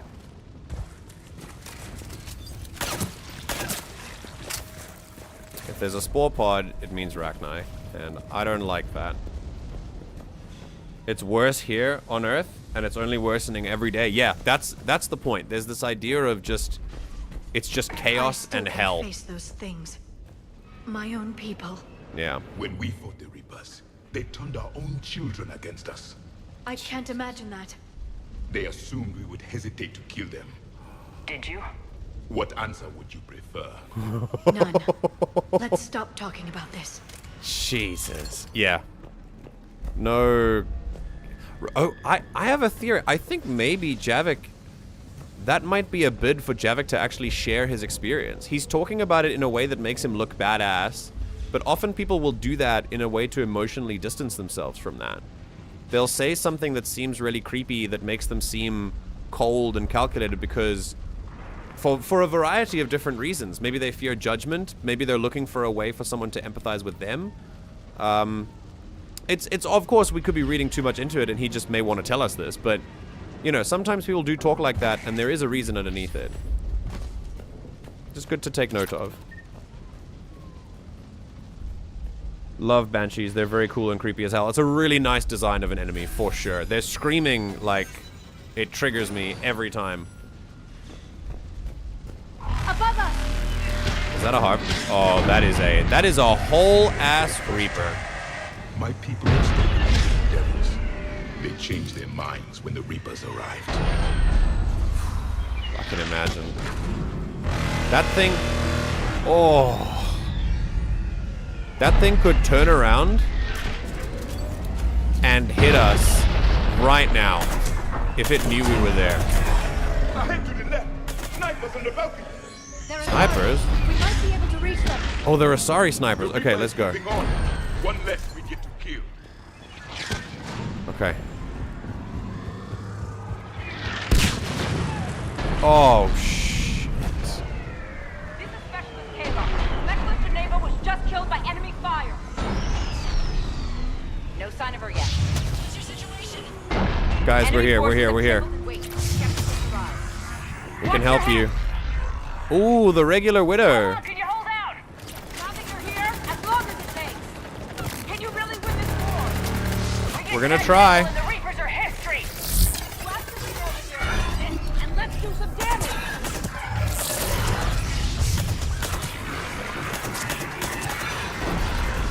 Okay. We keep going. Nice shot. Nice. Good shots, everyone. Got one.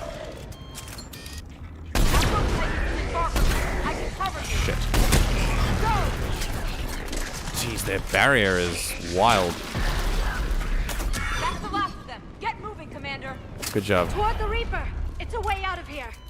You have an interesting concept of escape. Yeah, toward the Reaper? Okay, Liara. We'll trust you. Have an interesting... An interesting concept of escape. Yeah. Using their own children to make their enemy pause. Shepard is totally not experiencing anything like that. Yeah, you're right. Exactly. Some nightmare foreshadowing. This nightmare never ends. The hell it won't. We get to this artifact and we can all wake up. 50,000 years later. Oh, shit. Oh! Oh, shit. That's a badass. Let's go. Watch it! We're trying to reach Outpost Tychus. You're looking at it. What about the rest of your Whoa. squad? Gone? They're all dead. We tried punching through to the scientists, but I'm all that's left. What about reinforcements? We had gunships flying support, but things got too hot with that Reaper. They can't chance it. I know it's rough, but I don't see another way in without their help. Have I told you how much I hate this war? We do too. Talon Swarm, this is Don't worry. Outpost Tychus. Is anybody left on this frequency? We are in need of immediate air support. Commander Shepard is here. Copy, this is Talon 1. I'm on the way. Nice, Talon 1. Yeah, Talon 5. Let's go! Weapons are hot. Light him up! Light 'em up. Yes! Oh, shit. Target acquired. Oh, no, here they come. Oh, shit. Stabilizer blew out.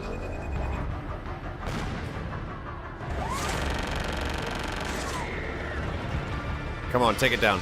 This is Talon 5. Whatever you're gonna do, you better do it now. Okay, we broke the line. Commander, I'll cover you from here. Let's move. Commander Shepard, I've got your back. Should hold it a shotgun like that. Oh, God. Can you... Javik. Yes. There you go. Oh my god. Okay. Take down the Banshees. Banshees down. Oh, we got Ravagers. Javik, I don't want a lift grenade there. Nice. Next Good time we shit, go, everyone. Maybe the Alliance can spring for air support. Yeah, it would be nice, but no such luck for now, at least. Move! Now's our chance! Let's go. Javik has the worst luck in the galaxy. Fights Reapers, escapes in hibernation, wakes up and has to fight Reapers again. That's a really big indication of why we often have to remind ourselves when we shout at him for having shitty opinions. For him, he also just took like a 5-second nap and woke up now. Yeah, exactly. He went to sleep in one war and woke up in another war, and it's almost as if his war. It must have felt like his war was for nothing, and it's all he knew. We have to remind ourselves of that when we hear him.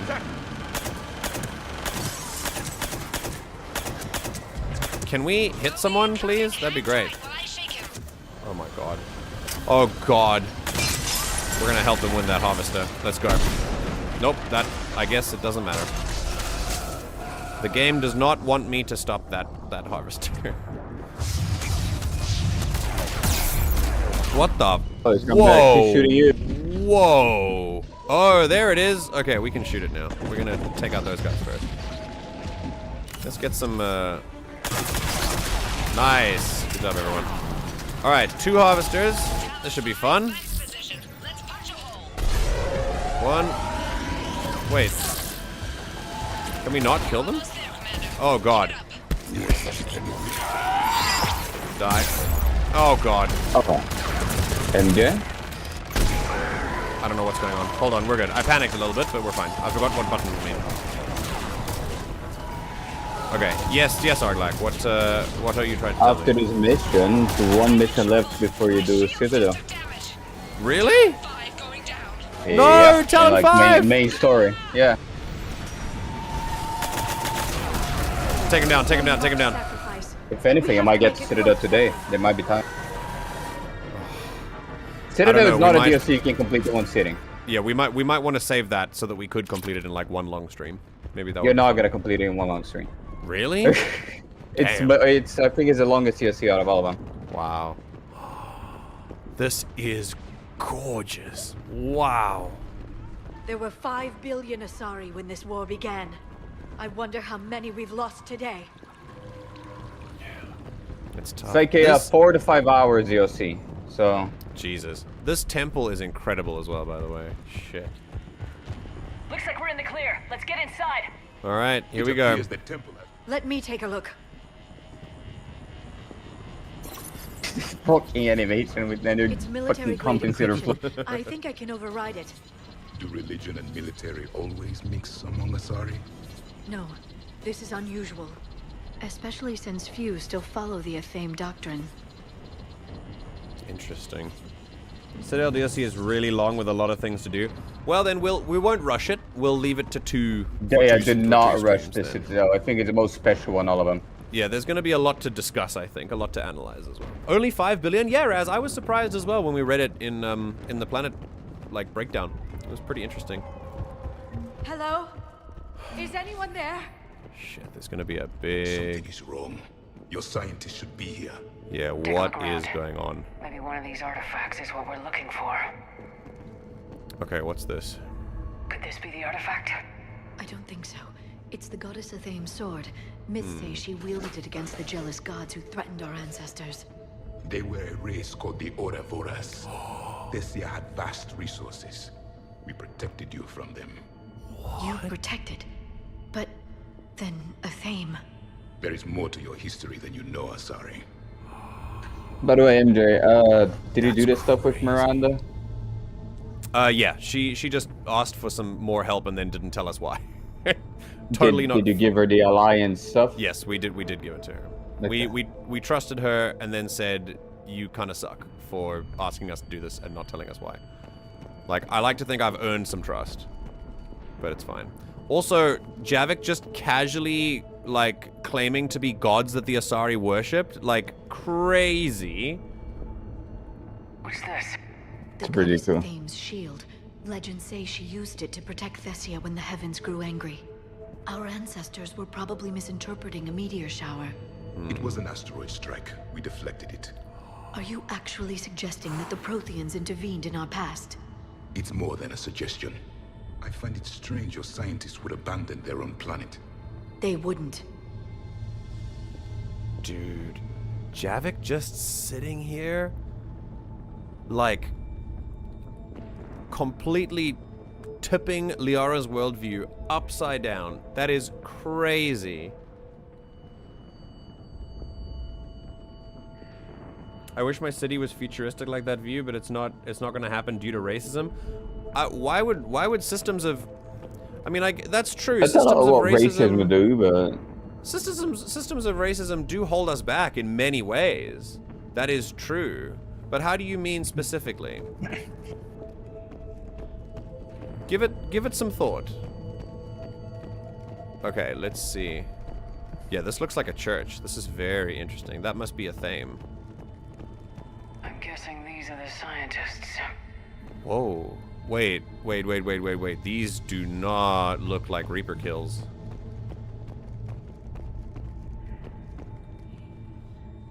What are we looking at here? A primitive rendition of the goddess Athame. She's speaking to her ancient Asari followers. I don't think this is the artifact. That's a Prothean! Our Athame looks Prothean. What you're implying, it's staggering. We were here in the beginning, watching you grow. That's crazy. Athame was us. Holy shit, dude. Oh my god. It's the goddess Athame again. You can still believe that, but it won't change the truth. For something as important as this artifact, there should have been failsafes. So he knows what it is. That's crazy. Oh my god.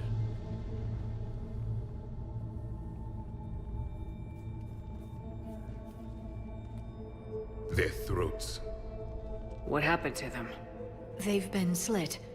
The Reapers didn't do Wait. this. We're going to have to figure this out on our own. If it's not the Reapers, it's gotta be Who's that Cerberus. supposed to be? It's Athame. Her image became more like ours over time. You mean your ancestors tried to hide the truth? I'm still not willing to believe any of that's real. Then why does Athame speak Prothean? What do you mean? There is something here. I can sense it. What? In this temple? I admit it is strange this place has been so well preserved. Though Athame does have great historical significance, we once believed our gods were separate from the world. Looking down on us. Shepard can also speak Prothean. Whoa! There is a universal energy. Ah! There's a Prothean beacon here. What? You're sure? It's not something you forget. But why hide it? Crazy. The answer is obvious. Power and influence. Your people are holding the knowledge of my race for their own gain. That can't be. I can't believe my people would keep this a secret. Kept it a secret from you. I can't believe that Liara wouldn't be more open to this. Okay, so this is actually a form of cognitive dissonance. When people are faced with something that doesn't match their expectations, when they believe a certain thing, people will reasonably react in one of two main ways. They will either react by moving further deeper into their assumptions and their beliefs, or they will accept and they will try to adopt the new thought. I mean, that seems pretty obvious, but those two main ways are very natural ways that people react. I think for Liara, it's true that she is a pretty open-minded person, but I think we've seen from how she's... the kind of mindset that she's in right now, watching her people get slaughtered by the Reapers, she's in a lot of denial. She says a lot about how this can't be happening, this is so difficult to fathom, and now she's being faced with the fact that her people might be hoarding power, and this might be the underpinning of Asari society itself. And that denial that we've seen from the beginning of the mission comes back now, you know? It's really, really, really interesting. And it does, I guess it does track, especially for this mission, when we see her in this mindset. Just remember, this is, it's called aversive arousal. It's a form of cognitive dissonance, and Liara is showing it on full display here. My issue with it is she's the shadow broker. She understands everybody, every organization. That's true. Has some deep, dark secret like this. Have we forgotten that she's also an Asari, and she might be biased towards her own people? Everyone's got biases. That's fair. That could be hers. These are her people, and they're being wiped out in the millions right now. She might need to hold on to any kind of semblance that they're still, like, you know, what she believes they are.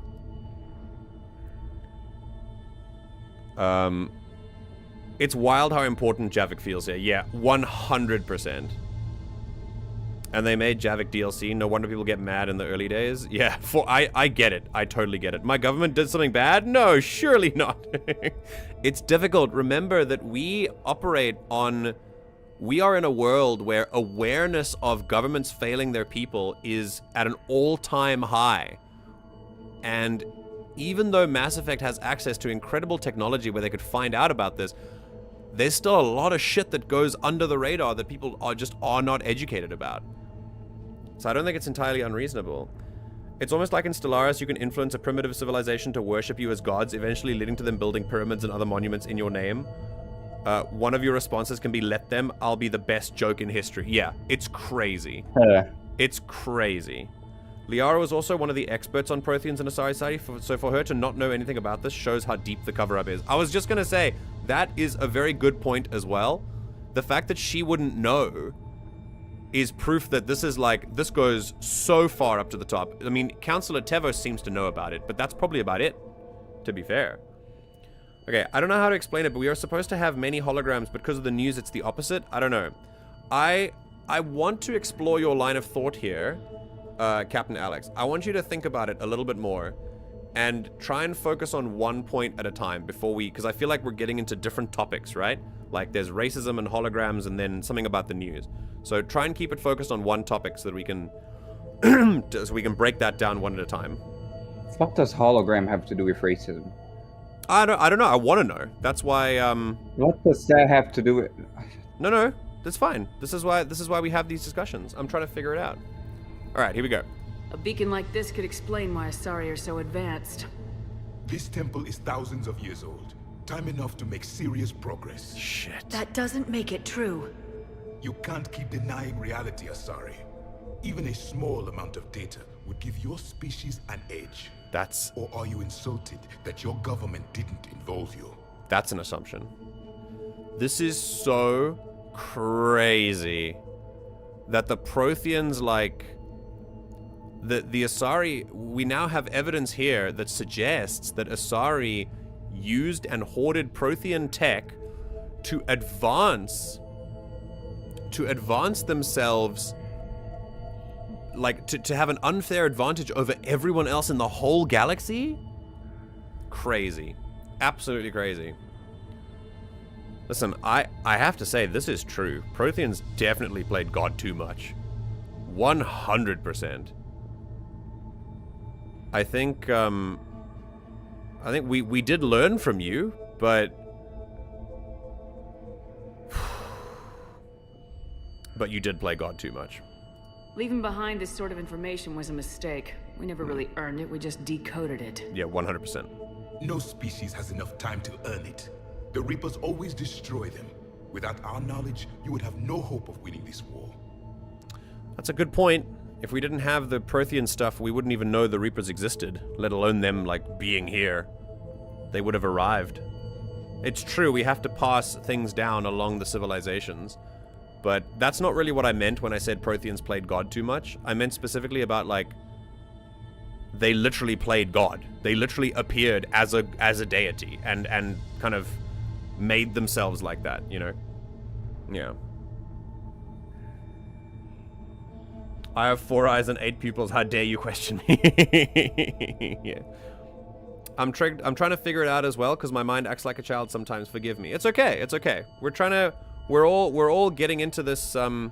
It's quite tricky to sometimes get into these conversations. I totally understand. I'd like to hear your thoughts in a more concrete way. So, yeah, this is good. This is how we unlock these kinds of discussions. Well, if it is true, the Asari should have shared this knowledge. We might not have been in this mess if they had. You don't know that, Shepard. We don't know what's going on here. I know we don't have much time to find out. This is true. The true. few records I can access talk about tapping into Prothean data streams, reconstructing matrices, none of which I see here. I do. Javik! The activation process has begun. By the goddess. Literally. Look around. There must be more of these connections. Incredible. The beacon seems to think you're Prothean, Shepard. It must be the cipher you got back on Pharaohs years ago. Or it could be the Prothean standing next to you. Dude, the fact that Javik has this amount of stuff here connections nearby is crazy. Okay, is it here? Being a DLC character. Yeah, exactly. For being a DLC character, insane. The more you learn, the more it becomes apparent that Asari is meant to be like the main species of the galaxy. Prothean tech and intervention they pass, finding the Citadel first, and so on. Yeah. No, it's true. To hide a secret is out in the open. They've been extracting data from it for centuries. I never knew. Let's hope it doesn't take us as long.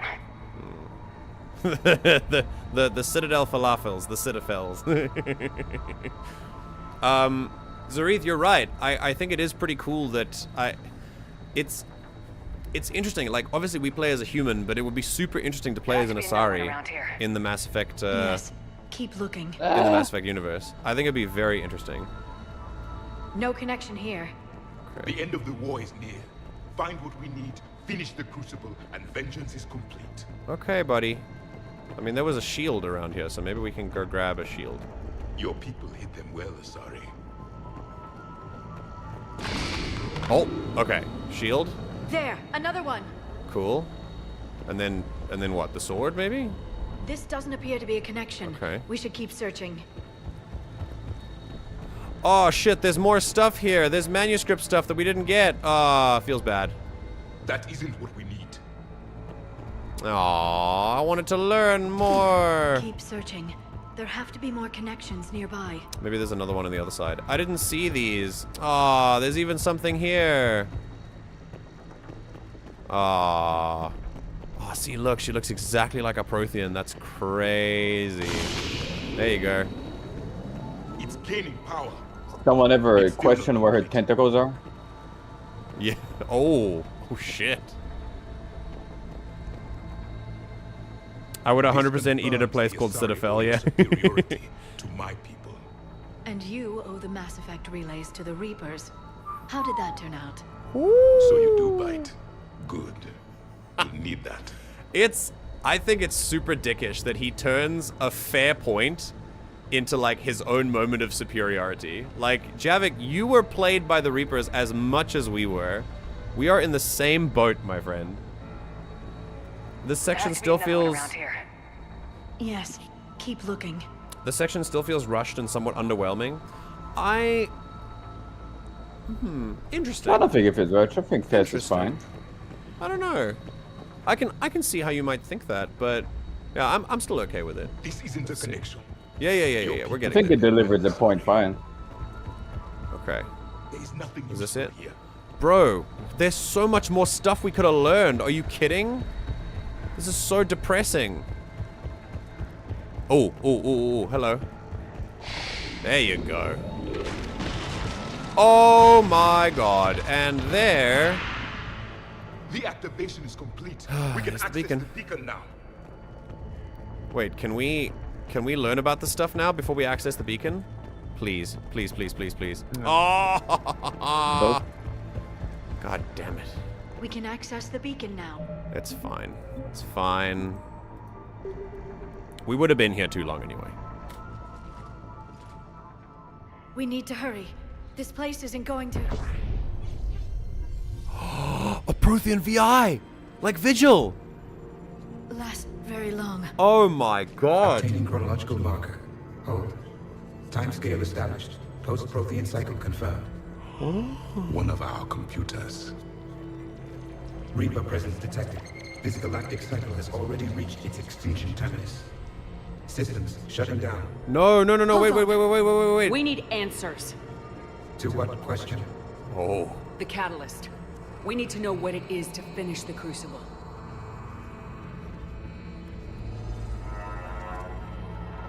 Oh.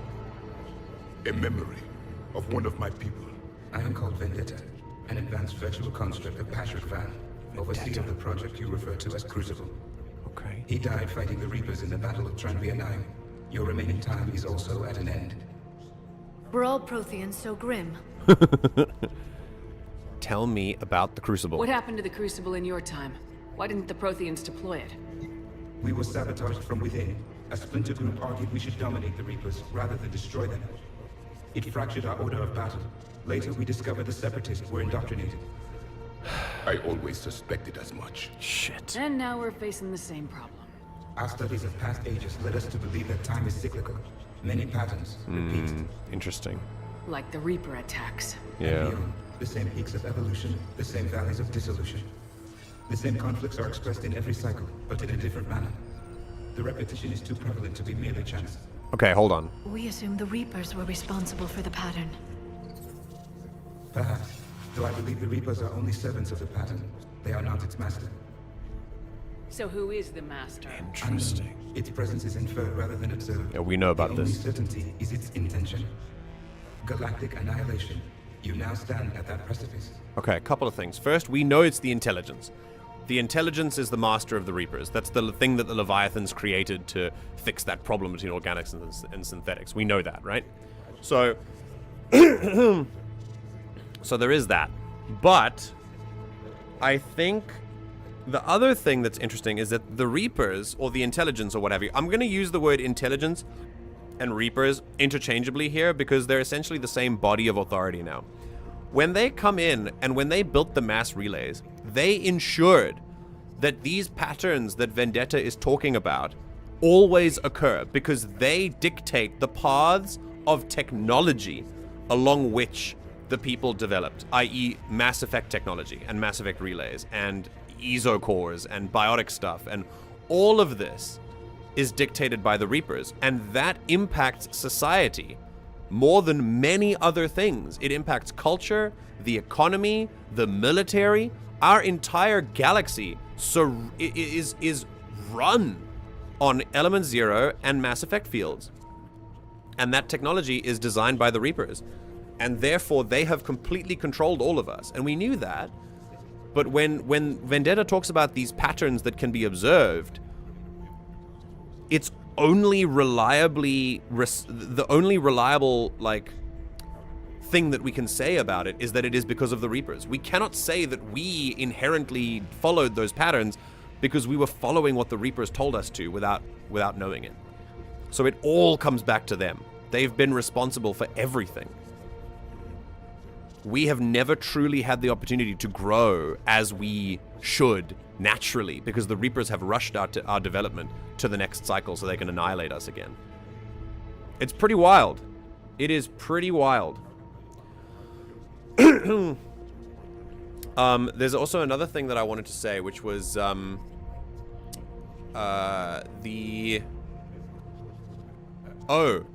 was a group that wanted to dominate the Reapers instead of destroy them, and it turned out that group was indoctrinated. I wonder who that reminds us of. I wonder if we're not dealing with the same thing now in the form of a human supremacist organization that is also advocating for domination of the Reapers. And here's the question, though. We can't really fully assume, but there is now evidence to suggest that the Reapers use this as a strategy, which means if this is one of their main strategies to splinter us into these groups that want to destroy versus those that want to control and dominate the Reapers, that means they may have used Cerberus, which means the elusive man may literally be in the Reaper's pocket right now. He literally may just be Saren again. Once more, thinking that he is the one exception, and yet he is the biggest fool. Now, of course, except a lot less charismatic. Yeah, we don't know this yet because we haven't like fully spoken to him yet. But if it follows the same patterns and it follows the same battle strategies that the Reapers use in their cycles, then it's entirely possible that Cerberus is indoctrinated by using Reaper tech. Yeah. Time for MJ to load autosave and examine everything. It's okay. The run is the run. Also, 5-8, I'm thinking about your opinion about it being rushed, and I definitely can see that. And I'm thinking that they might have tried to do this on purpose because, remember, this temple is falling apart. Like, as we are... They already said in an interview, there's a lot of things by the end of the game that they had to cut because EA had a deadline. Really? Oh, that sucked. It's not bad, but there's stuff missing, definitely. It's not bad. Have you... Yeah, I have noticed this, actually. I've noticed the plot kind of ramps up in a way that feels like they're trying to move us to the end immediately. And EA put them in a deadline and did not want to delay, especially considering the game even had a leak and had to rewrite the entire story. That's true. And I'm not a fan, but they were too stuck to a deadline. I'm not a fan of deadlines in these kinds of industries. I think that in creative industries, there are better ways to encourage work, I think. Especially because deadline in the games industry means crunch, and crunch, like, kills people. Javik is an interesting relic of attempts to curb used game sales. He was day one DLC you'd get for free with new copies. The game was designed to have him part of the base experience. We don't see stuff like that anymore because digital took over so much of the sales market. DLC like this now more a way to charge more for a game without increasing base cost. Now more a way? More a way. Oh, away. Right. DLC like this is now more a way to charge more for a game without increasing the base cost. No, I agree. 100%. I agree, absolutely. It's not a good thing. We've developed in, like, totally the wrong direction. Variety at least try to add back some of the cut content because... that's good. That's good. Mass Effect 3 is a great game, but it's missing a lot of context to it. And variety. A lot of the things they're experiencing now is also being added by variety that fills it up a little more. The story's too good, I forgot about my statement. That's good. Let's focus on the story for now. I love how they woke up, saw Reapers, and immediately went, nah, going back to sleep. Yeah, I know. They were definitely waiting for the next cycle. I read originally the reason for the Reaper attacks was going to be to prevent the use of Element Zero because it causes damage to the galaxy, and there are hints to it in some ME2 Codex entries. Yeah, there's also a hint in the Haestrom mission in Mass Effect 2 that the sun is dying very quickly, like way too quickly. And Tali was trying to figure out why. And then that whole plot line was just abandoned because that was going to be part of the main plot, and they had to rewrite it. All right, here we go. There's still hope for this cycle. We need to know what the catalyst is. Trillions of lives are at risk. Trillions of lives are always at risk. But if the Reapers have arrived to end your cycle, this discussion is too late. We can break this cycle. We found your plans for the Crucible. We're building it right now. The Crucible is not of Prothean design. It is the work of countless galactic cycles stretching back millions of years. Wow. Each cycle adds to it. Each improves upon it. Thus far, none have successfully defeated the Reapers with it. Holy shit. That is so cool. I am hit with the same humility that we felt in Mass Effect 1 when we met Vigil. And we learned about how the Protheans sent a beacon through time, 50,000 years, to reach us in the hopes that we might pick it up and have a little bit of a chance. And now here we find that there is a thing that people build to face the Reapers, that we that we have a chance to add to, and we have a chance to succeed in, where no one has before. And oh, that is fantastic. Then we'll be the first. Tell us what the catalyst is. Listen to the human. She can be trusted. I detect you are one of us. You are Prothean. The last. I am the final hope to avenge our people. Your mission was known to me. Do you believe this present cycle can deliver retribution? Big question. They have earned the right to try. Tell us what we need to know. Very well. Huge! If you have followed the plans for the Crucible, I will interface with your systems and assist with the catalyst too.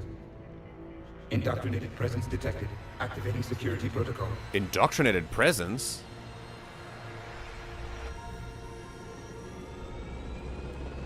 It's Mr. Lang? He's indoctrinated? You.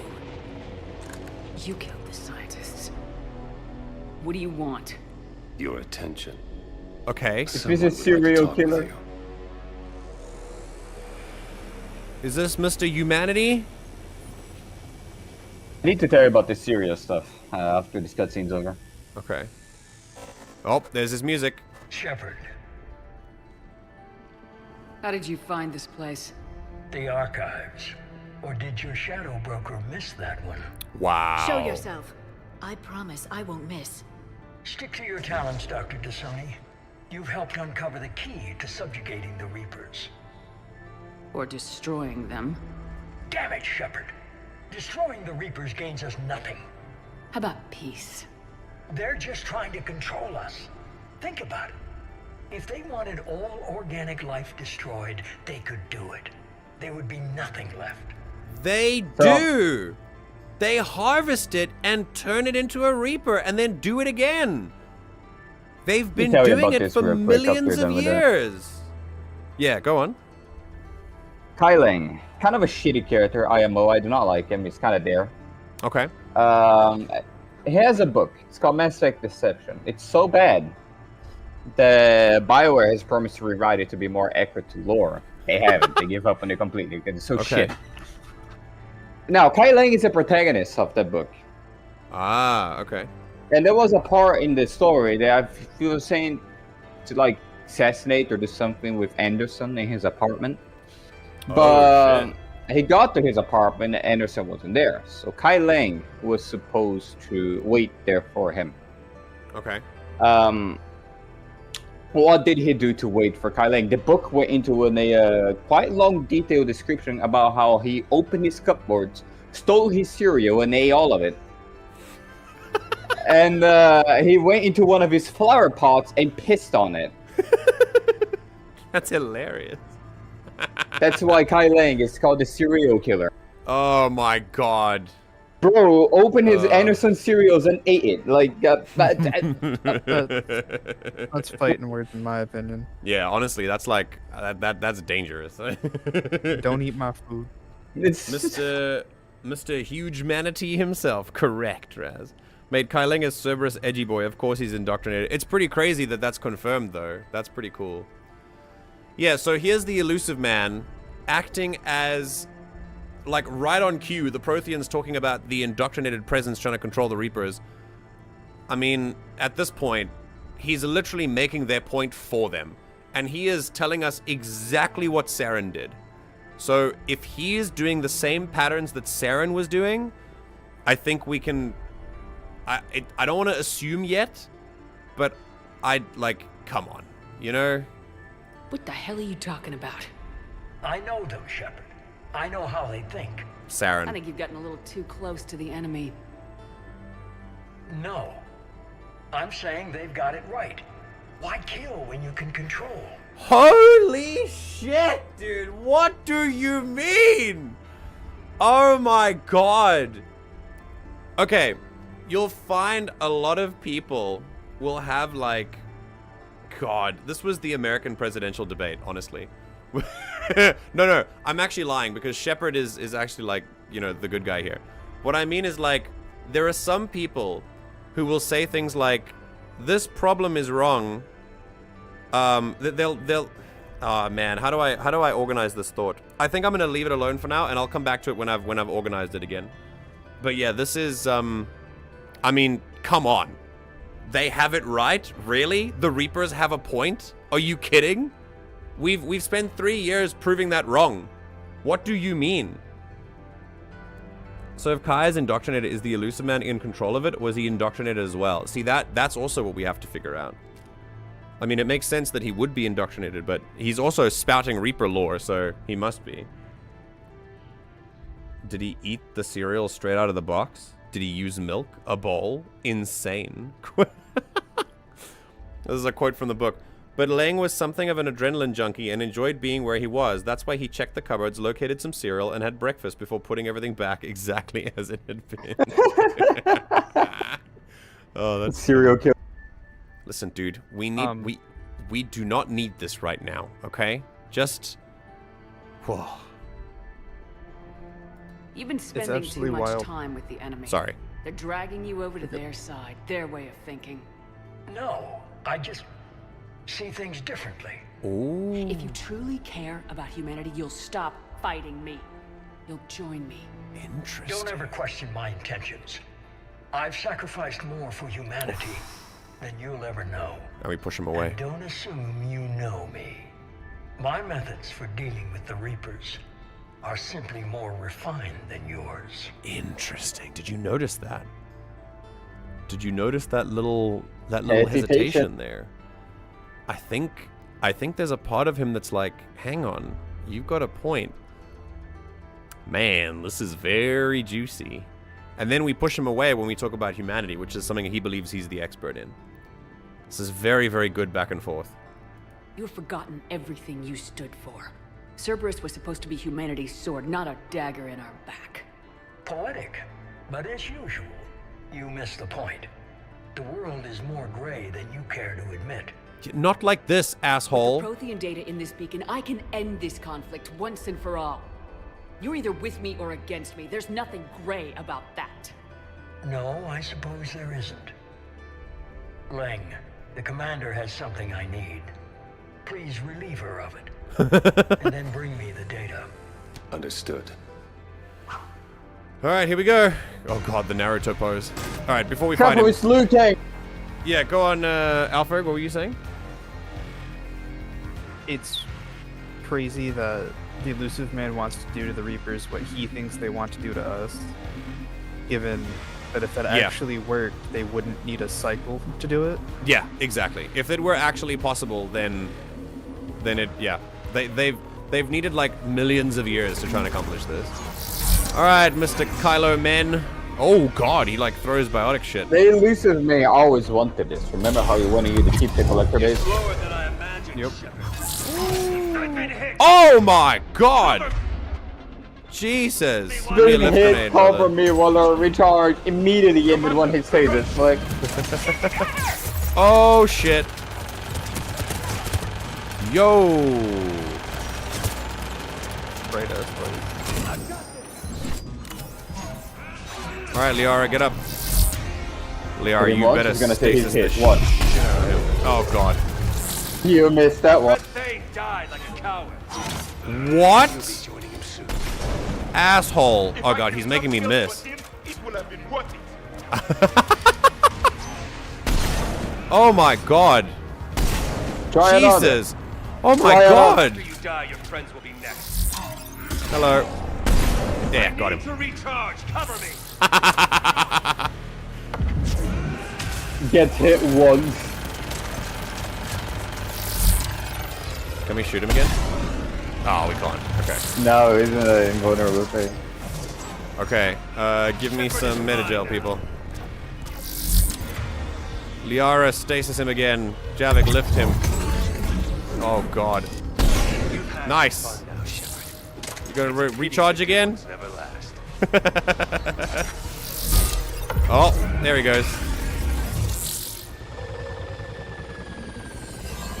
There's only one way this ends. That tracks. He was smoking him.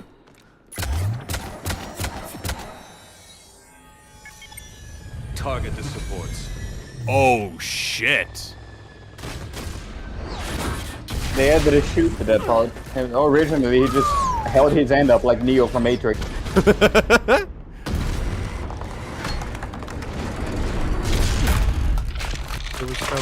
Oh shit. Bro, Prothean beacon. Just grab it.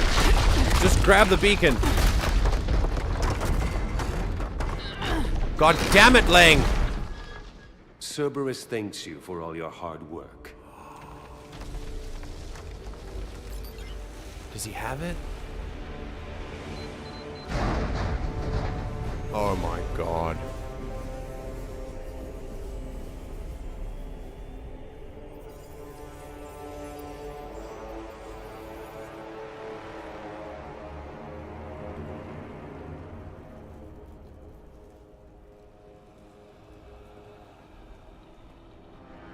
Oh yeah. Oh yeah.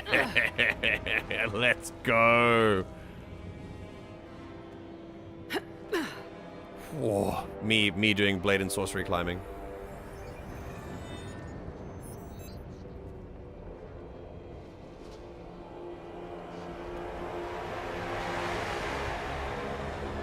Come on, Shepard. Oh, shit. Oh, no. Shepard! Hang on. Oh.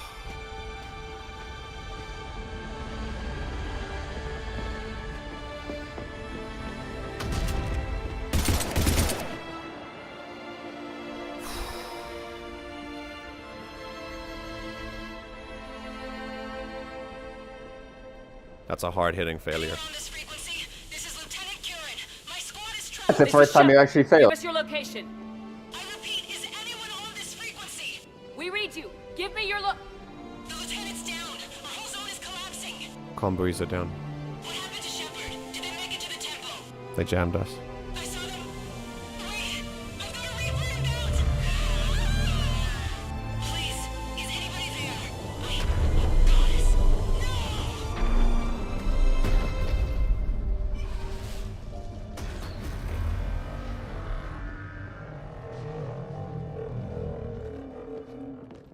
Jeez.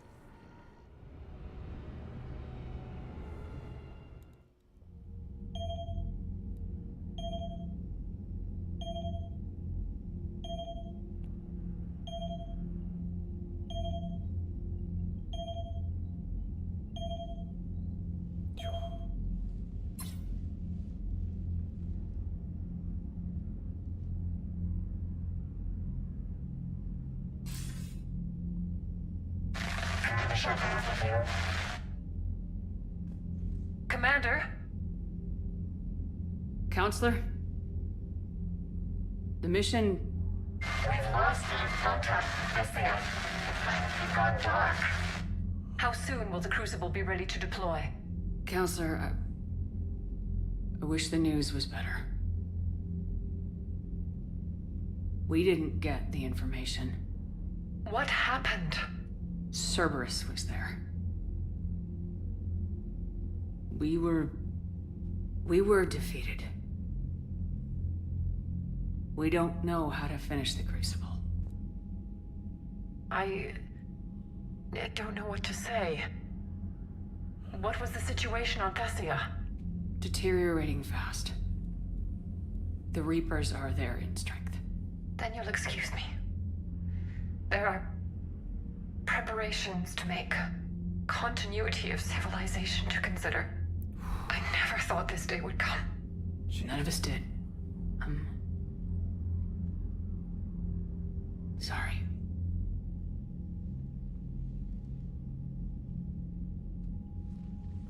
Asari forces are in full retreat. It is no longer safe for us to remain in this system. Get us out of here. Shepard.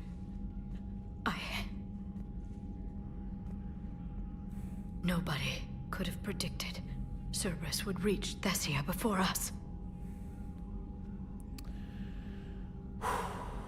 Okay, let's talk about failure.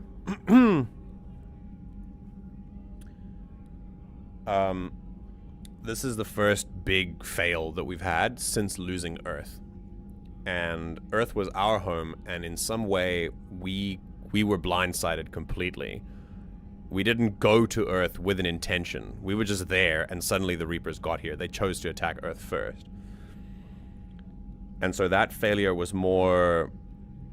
It felt more like just, you know, this is the beginning of something, right? But this, we purposefully went there. We had a reason for it.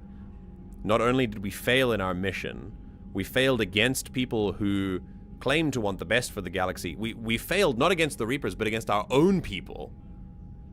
And then we lost a planet in the process. Like, for all we know now, Thessia is in a worse position than Earth. And that's going to hit hard. And I think one of the reasons this kind of failure hits so hard is that it comes off the back of one of our greatest victories. We've just ended a war between Quarians and Geth. That's 3 centuries in the making. It's organics versus synthetics, which is the whole plot of this game. And we've just proven the Reapers can be wrong about things. And we're on a high. We're like, we can win this war. We can do it. And then this happens. And we lose it. And I think Shepard has been at this... I think Shepard's been at the breaking point for a long time. And... yeah. I think... as frustrated as I am about these two answers, because both of them are not, you know, a healthy way to process emotion about failure, but it's complete. This is so fresh. It's completely understandable for Shepard. This is a big hit. Also, I'm gonna be honest. I wasn't taken out of that fight. I didn't think that I was like only winning in the cutscenes. I think the way that they structured that was actually pretty okay. I'm used to hitting hard. I'm used to hitting people really hard. He got out of the fight and used a gunship when his shields were down, not when his health was down, which I think was really cool. He moved really fast, and the way the cinematic went, it didn't feel like I could have easily done something. It felt, to me, in any case. I don't think it was as bad as I was expecting, which is good. I do think that he's proven himself to be a pretty formidable villain, even if he did kind of come out of nowhere. And that sequence looked pretty cool as well. Like, I don't know, he had his badass moment. And now they've won. They don't have the Crucible, but they have the knowledge on how to finish it, and that is not good. So I think we need to go and take it back from them. And I'm hoping that that's what's going to happen next, but we'll have to see. Okay. Shepard pulling out the Anakin, you're either with me or you're my enemy. Yeah, where's Rex, Raz? Exactly. Reverse grip and then stabbing into the ground, just wrecking Liara with his hands because the plot demands it. I mean, it is still pretty cool. Why would he... what, do you think that he should have stabbed her instead? I don't know, maybe he chose to fight with his fist. Maybe he just wanted to feel differently cool. I don't think the... you were beating his ass, then suddenly a cutscene hits and he's untouchable. Isn't this what's known as ludonarrative dissonance? It's true. It's true. And there is a lot, there can be a lot of ludonarrative dissonance with this sequence. But there's, I didn't get as much as I thought I would from it. I can agree that there is, like, I would have, if it was a true fight, I would have certainly killed him, I think. But I do appreciate that they used the same technique that they used in the cutscene was used in the gameplay as well.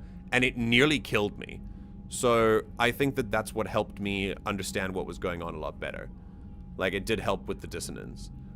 Because we were still technically beating him, but he used the gunship in both, like, mechanical, like, in both fight and cutscene. So it kind of, it wasn't something that just came out of nowhere, which is good.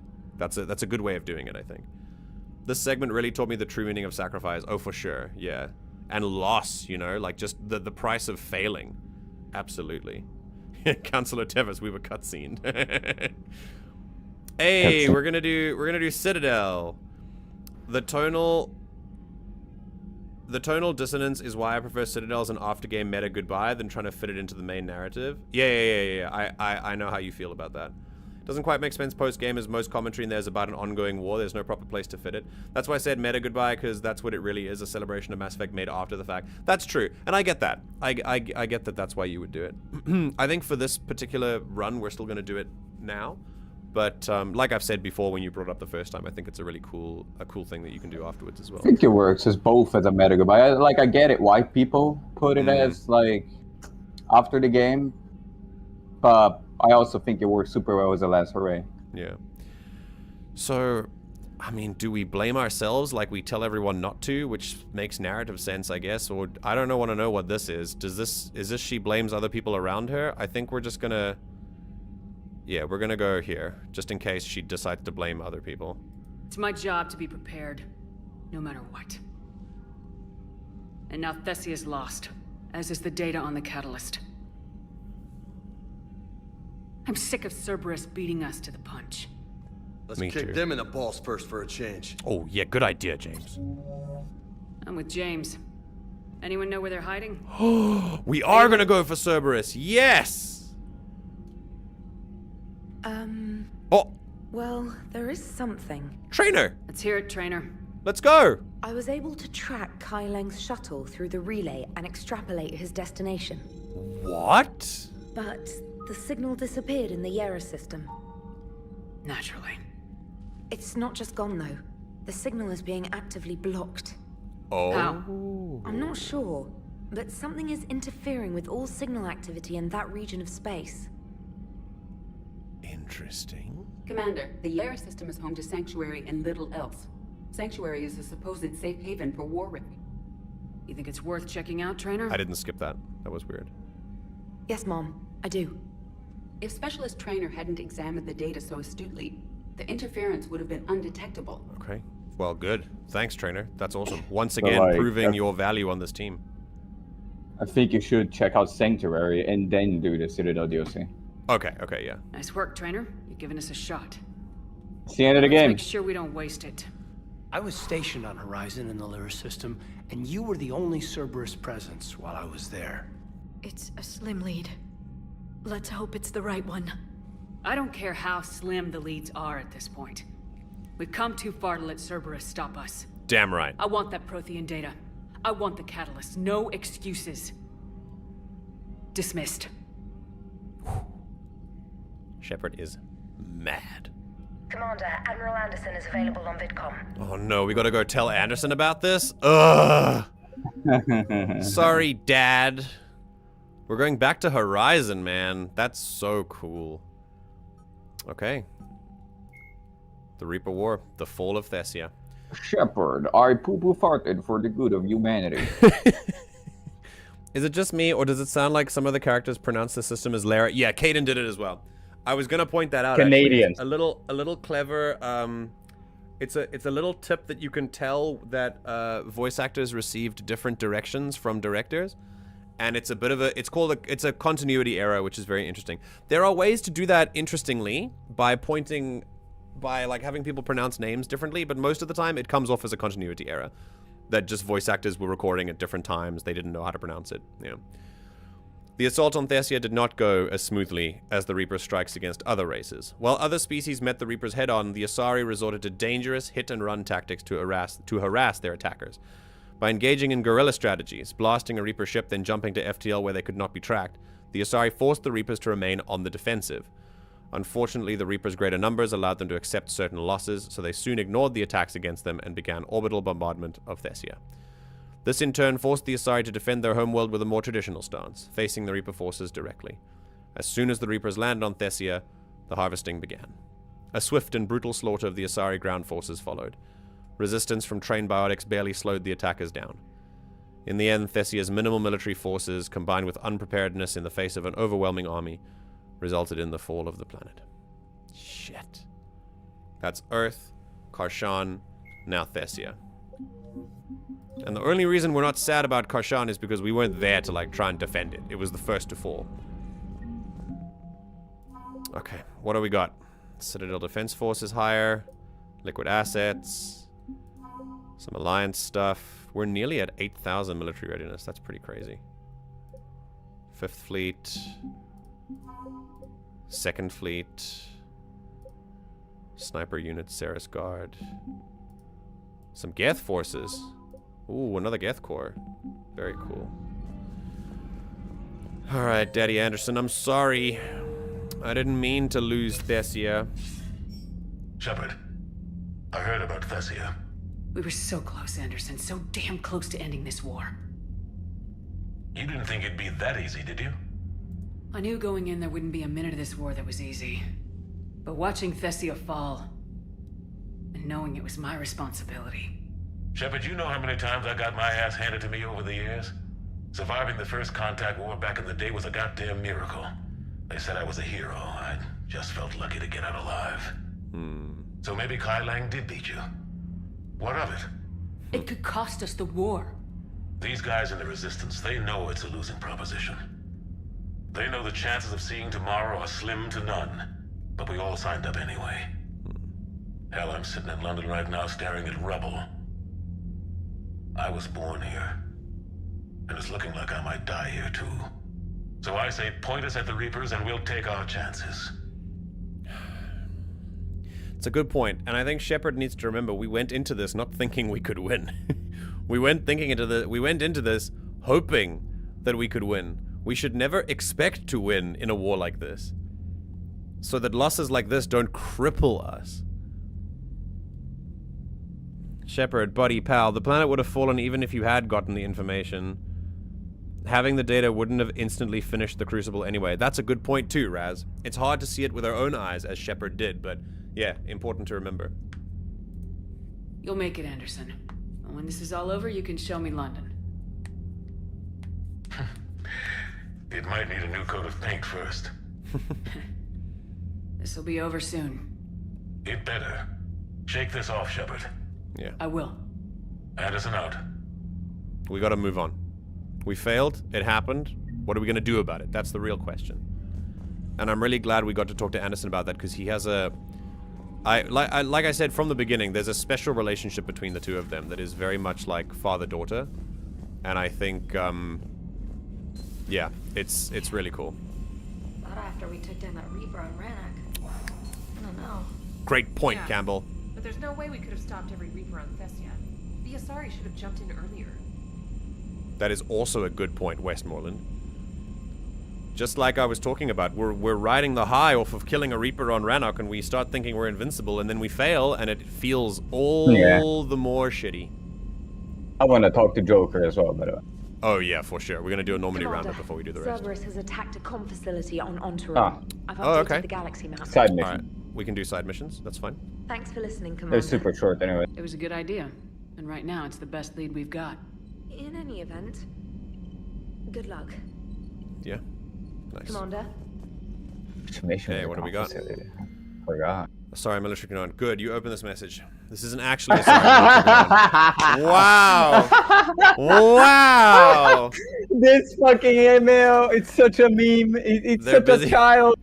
They're busy tending to what's left of their planet. Oh shit, is this Kai Lang? So yes. You survived our fight on Thessia. You're not as weak as I thought. But never forget that your best wasn't good enough to stop me. Now an entire planet is dying because you lack the strength to win. The legend of Shepard needs to be rewritten. I hope I'm there for the last chapter. It ends with your death. This dude has a vendetta against us, and I don't know why. This email is so memed on. Holy shit. I find his backstory. I would love to know what he has against us. Like, what did we do to piss him off this much? We only know that he's an N7, and then he was dishonorably discharged. Like, is he jealous of what we've got? Is it envy? Like professional jealousy?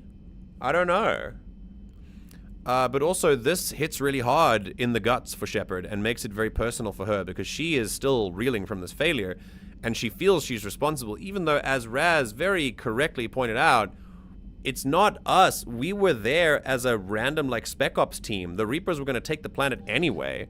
And it's right, Westmoreland is 100% correct, that private back there. The Asari should have gone in earlier.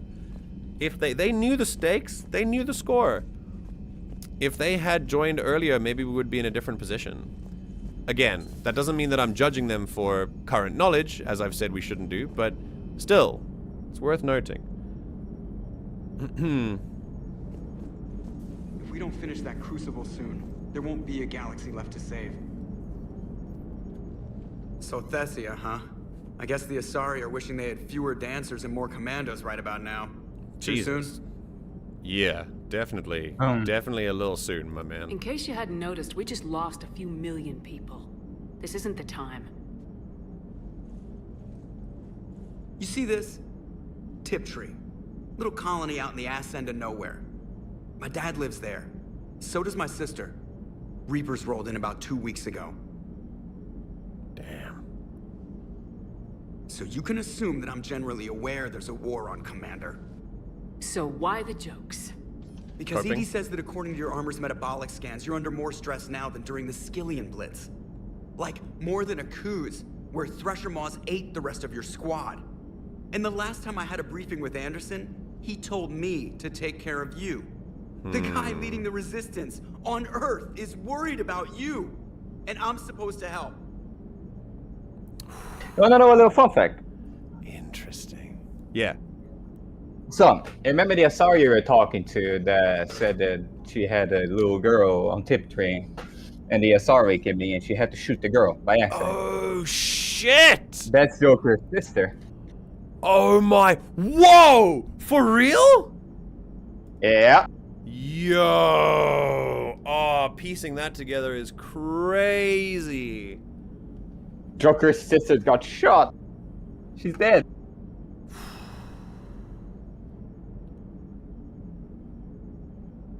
Alrighty. So, good lesson, by the way. Good lesson to not lead with so much confrontation. Like, when you're in an emotionally vulnerable position, it's even more important than ever to treat other people around you with kindness.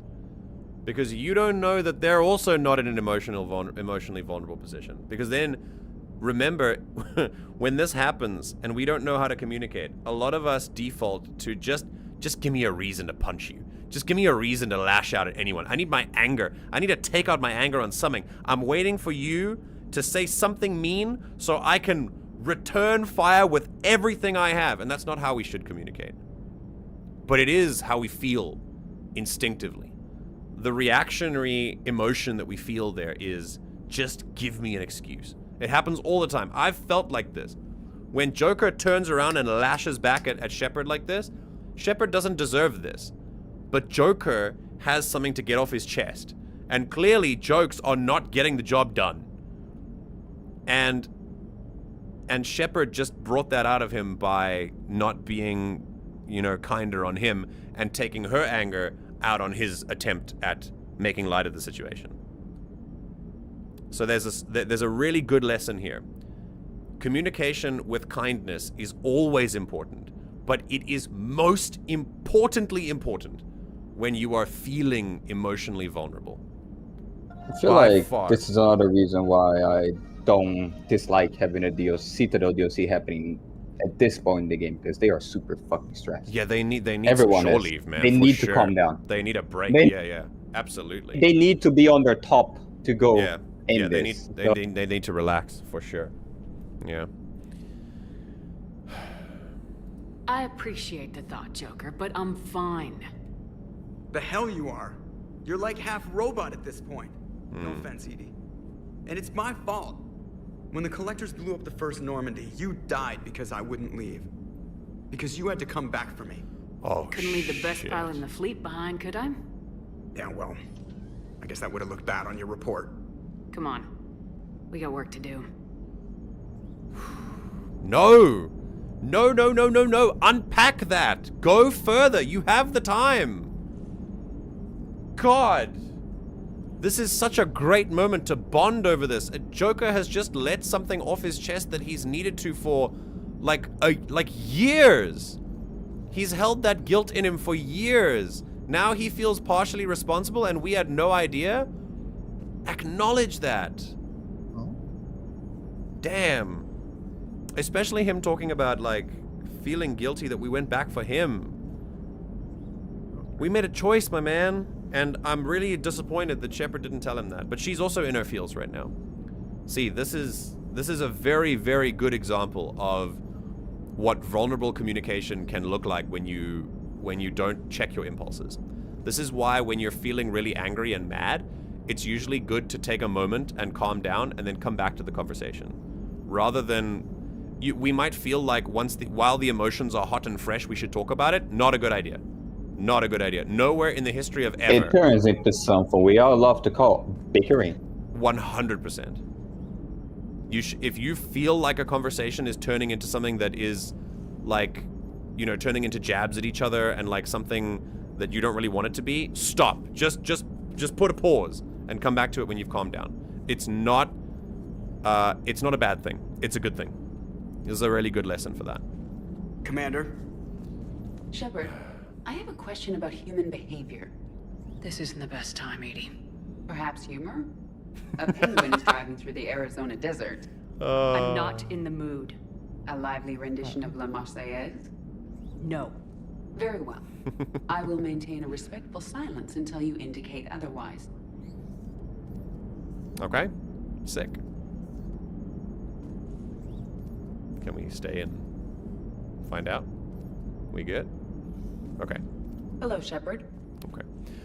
So, Shepard is a walking example.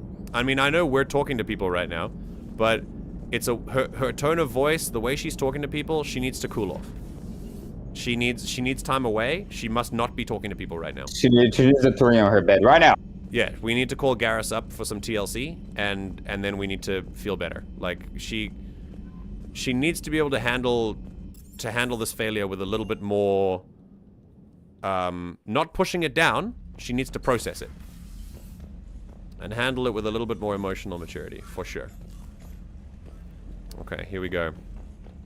Especially bearing in mind that this is not her failure.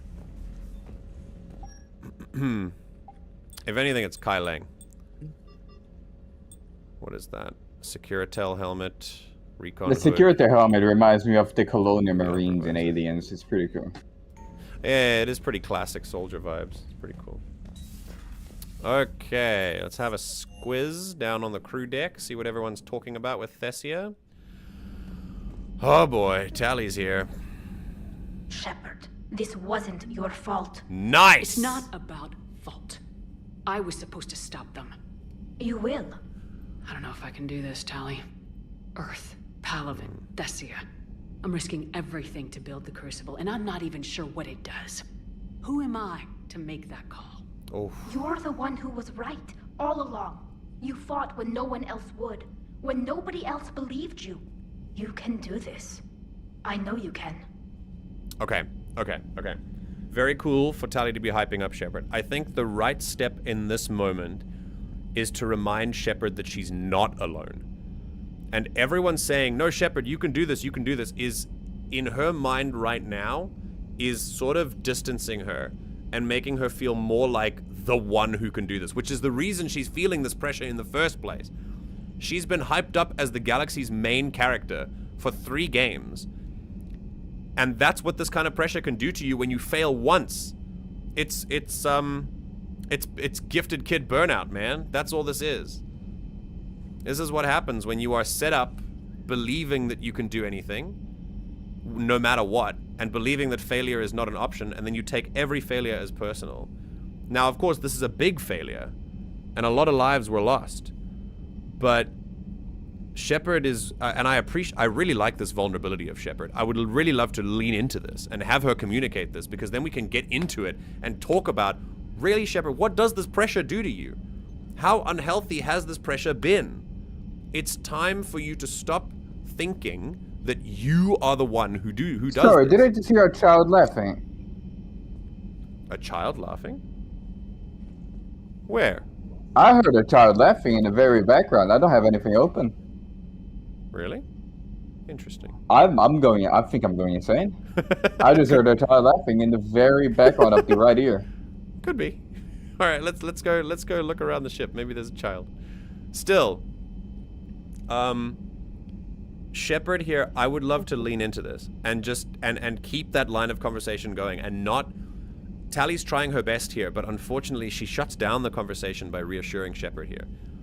What I think would be better here in this position is get her to do more about, get her to talk more about why she feels this pressure. Realize that it's time to stop believing that you are in this on your own. Everyone here is around you, and they're just as important as you are. That's so important to remember. But it's really cool to have Shepard show this vulnerability, and I feel bad walking around the ship and checking on everyone, because it feels like Shepard is walking around the ship on the warpath looking for someone to smack in the face. That's what it feels like right now. Thanks, Shepard. Thanks, Shepard. It's really cool. I'm being haunted. I need an EMF detector. I need a book. I need a smudge stick as well. Maybe a video camera so I can detect some ghost orbs. Okay, where is... Oh, Caden's not here. I wonder where he is. Garrus is in the main battery. Oh, Liara's not here either. Where would Liara be? She's probably mourning Thessia right now. Probably drinking, to be honest. Yeah, I would be too. That's what Dr. Chocolate have to say. Yeah. Probably something reassuring. Just reviewing some charts. Oh. Just reviewing some charts. Never mind. Doesn't know. Okay, go chat to Garrus. Great farm view on her laptop. I'm interested to see what Garrus has to say about this. Oh, he's here. Oh, lovely. Any word from your family? They made it off Palaven. It Oh. was tight, but they're okay.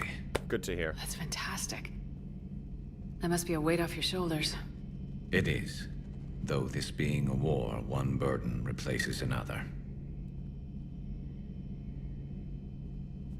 What happened? I just had to make a tough call with the Primarch.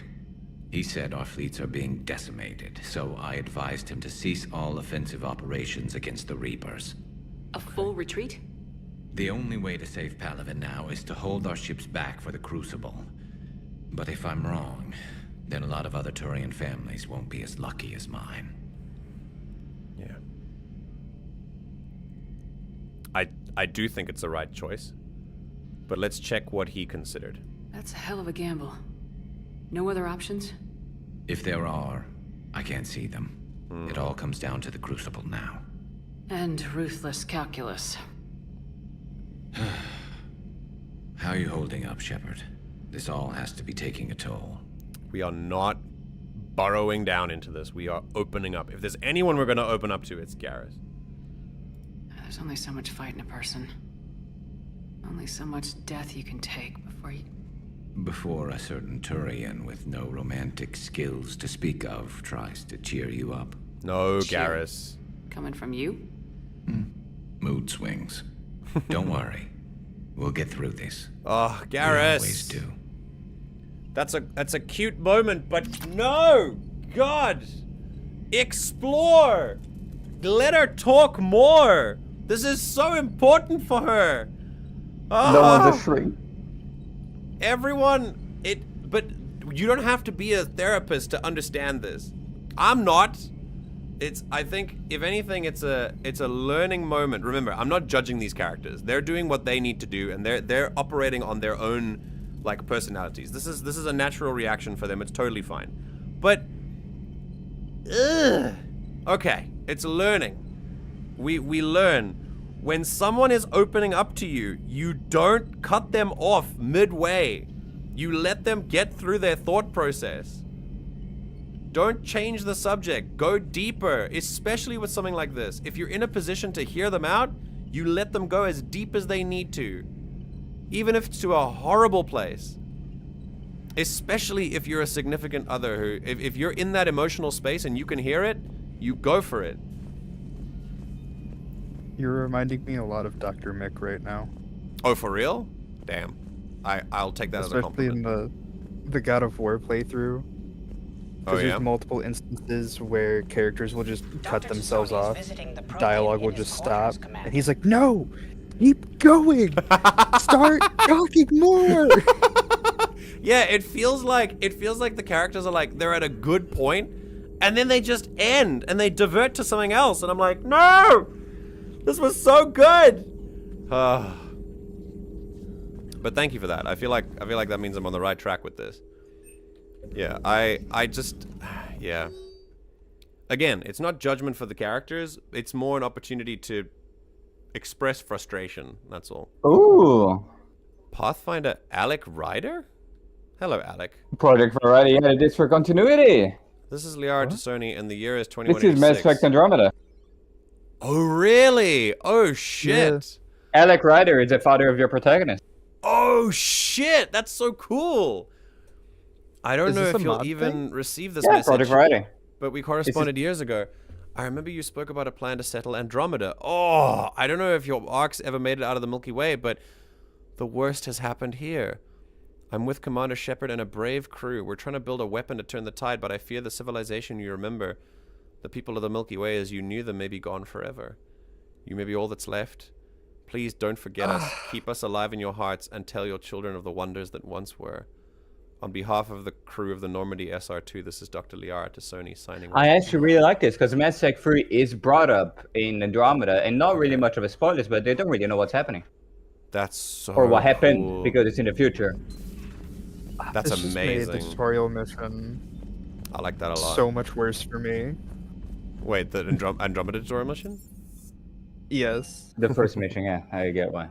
Also, just by the way, Glyph just said that Liara is in the quarters with Javik. So I have a feeling that she is going to be yelling at him. No, I'm trying to word it right. What happens if you word it wrong? If I'm lucky, the Citadel Stock Exchange drops 2,000 extra points. And if you're unlucky? I don't know. I've never really been unlucky. Commander. Sup? Any news? Nope. Alright, let's feel Liara, Javik. Oh, Caden's down in engineering. Excellent. Okay, let's go chat to Caden. Kenan, have you seen the new poker table up in the lounge? It's going to waste. Well, I was thinking of inviting to Sony a trainer. I can't talk to him, dude. We were just talking to Liara. A strong one. I can't listen. You want to throw him into the fucking core. Honestly. Completely. Adams and I were just remembering Noveria and the terrible way her mother died. Liara seemed so together afterward. Couldn't have been easy. She processed it fast. For weeks, she told me stories about her mother. Yeah, me too. I have a feeling she'll be okay. Yeah. Hope so. God, Caden, my emotionally mature husband. God. He is such a sweetheart. I love him. He's got so much heart. Ugh. And don't worry about Kai Lang. Now that we've seen his dirty moves, next time, he's getting his ass kicked. Damn straight, Caden. Can't wait to get back out there. So cool. You are walking on thin ice. Fucking. There was a typo in that subtitle. Either that or Caden doesn't know his actual name. Really? Caden. Yeah, it's always Kai Lang with an A. Oh, Kai Lang. Oh, it's Lang with an E. Right. I do Kai like in Lang. Andromeda, you wake up and you get some messages from the Milky Way galaxy from when the Reapers arrive, and it sounded bad. Yeah. I can't wait to try that, honestly, because I don't know anything about Andromeda. Okay. Let's figure out what's going on here. Because I don't know how the game is nowadays. Oh, really? Because I played it on release. And the game just didn't play. I don't like its writing much. I feel like it's too Marvel-y. But like there are parts of it that I like. So I'm curious to see how it is nowadays. Yeah, I would like to play it. Let's see what Liara says to Javik. It's probably gonna be mad. I'm expecting her to throw rage, dude. It's gonna be so cool. Those were all lies back there. Yo! They were not. My people weren't animals for your kind to experiment on. You wanted to know more about your history, Asari. Now you do. I have a name. It's Liara Tassoni, and I'd appreciate you using it No, from now on. she needs this. No, you're not worth it. She needs There's that. been enough death today. Yeah, I'm not getting in the middle of that. She deserves her anger. Don't think for a second that Liara couldn't have finished that. As could I. You saw what happened back on Thessia. Stop riling her up, Javik. As you wish, Commander. But this is no time to worry about hurt feelings. Brother. We recover from this defeat, or we die. Look, he's right, alright? He's right. But that recovering is this process. Processing is recovery. That's how we get ourselves stronger. Hurt feelings are what breaks teams apart in the middle of war, which is not good for team morale when we're fighting Reapers down there like neck and neck. This is why we throw a party. This is why we have the Citadel DLC, yeah. It was good to see another of my kind, even if he was just a ghost. One more Prothean fights the Reapers. Damn right. If there is to be victory in this war, it will be for all cycles. The living will avenge the dead. And do not concern yourself with Thessia's fate, Commander. The loss of a planet is insignificant next to the loss of the galaxy. Strategically speaking, he's not wrong. No, true. I mean, if we're dealing with Garrus's, cold calculus of war, but we don't like to deal with that. But obviously that's how he thinks, so. I suffered many defeats in the last war, Commander.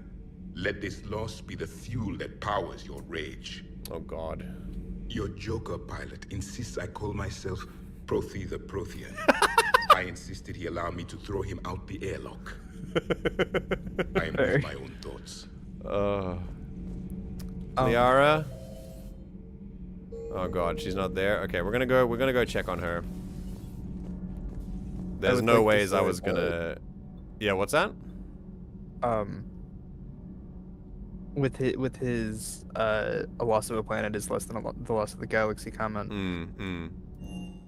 He's right, but it's too big picture for the current discussion. Yeah, absolutely, absolutely. We're trying to get through our feelings here. Like, we're not gonna get through our feelings by rationalizing. We get through our feelings by feeling. Profi to I Profi. appreciate you checking in on me. Everything is in order. Okay, let's see what James has to say about Thessia. Hey, for what it's worth, I know how it feels to lose like that. I know that doesn't make it easier, but you're just human like the rest of us. If you're trying to make me feel better, it's not working, Lieutenant. Hey, everyone on this ship knows you did all you could. You need to cut yourself some slack. Whatever it takes to get that data back from Cerberus. We're behind you. Whatever it takes to end this. Noted. I like that. I like that. That was a very well thought out response. It hits Shepard where she needs it. It doesn't tell her that, like, she's the big person who's gonna, like, end everything and she's still the main character. He reminds her that there are other people behind her. And, yeah, that's great. I like him. I like him. Also, yeah, Prothi the Prothian. I'm ready to see Earth again, Shepard. Okay. Let's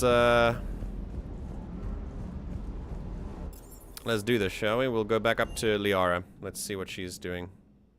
She went straight to her cabin. She's not answering her comm. How bad? I've never seen Liara like this. Not even after Noveria. Damn. Can you talk to her? You've known her as long as any of us. And with Palaven... I'm just another damn reminder of how many people are dying. You should talk to her. I just regained my homeworld. I figure you can go back to Garrus as well and support him instead. It's up to you. Words. She needs time. Maybe call her later. She went straight to her cabin. She's not answering her comm. How bad? I've never seen Liara like this. I don't know if anyone should be... I could be wrong, actually. I will... Well, let's see. Let me do a save. Damn. Can you talk to her?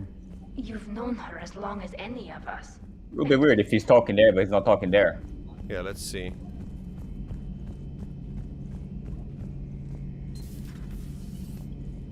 No, he's not. Okay. Not something you can ever get used to. Seeing a world... Let's go back to Tali, I guess. Thousands of years of civilization on fire. But it wasn't your fault. Thessia was already gone by the time we got there. That's a great point. And maybe the elusive man did win one, but so what? I've lost a few fights in my time, and I'm still here. It's because I always made sure the next one belonged to me. And the one after that. Nice. Battle doesn't make a war, Shepard. We're still in this. Yeah, 100%. Have you checked on Liara?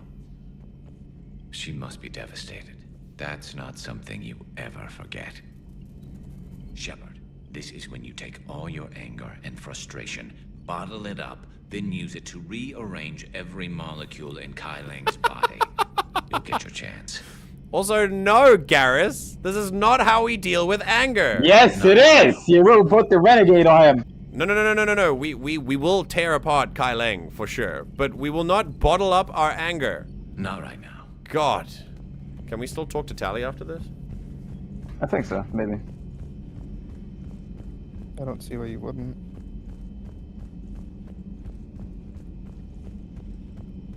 I'll go talk to Liara. Thanks, Shepard. Okay, cool. Yeah, we're the commander. So, as a friend, yes, because remember, every single time that we've been in the shit, Liara's been there. It's time to return the favor. At this stage, we are sisters. We have to. Like, this is just, like, family responsibility, you know? The Liara and Javik confrontation can play out with him telling her that the Prothean had chosen the Asari to lead the next cycle as the best hope. Yo, really? Yeah, that's if you choose a Paragon option. That's very interesting. No, I wasn't gonna get in there. She needed to get that off her chest. But that's very interesting. I've studied Protheans my entire life. If I'd been shown the beacon on Thessia earlier... You would have needed Shepard's cipher to comprehend it. I still could have learned from it. Instead, my mother hid the galaxy's most important archaeological find from me. Looking for blame? It must have been such a joke to her when I became a Prothean researcher. Self-deprecation? The penalties for withholding Prothean technology are among the harshest in Council space. Your mother's motives may have been simply to shield you. Rationalization. Perhaps. Thank you, Edie. I hadn't considered that. Very good insight from Liara there. So Edie in this instance obviously doesn't know intuitively how to calm down people when they're in that cycle of trying to look for something to blame, somewhere to put their grief that isn't inside them, because inside them is too painful. So we like to put it in other people or other things, other events that were out of our control, and we go into cycles of blaming ourselves, and yeah.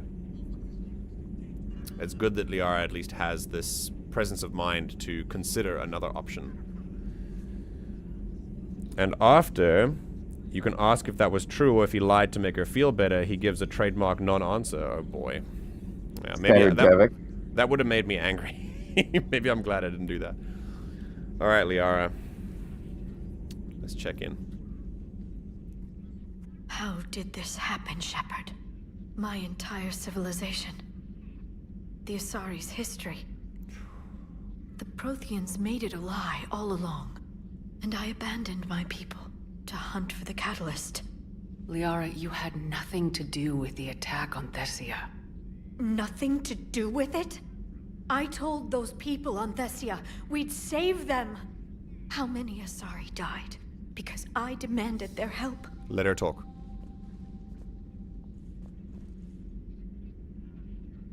Shit. I think that might have been a hug option. You couldn't have saved them, Liara. Even if we got there before Cerberus. It's true. Blaming yourself won't help anyone. Especially you. You're right. I know.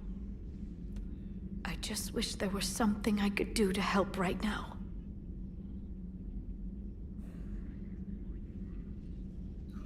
This would have ended better if you chose the Paragon option.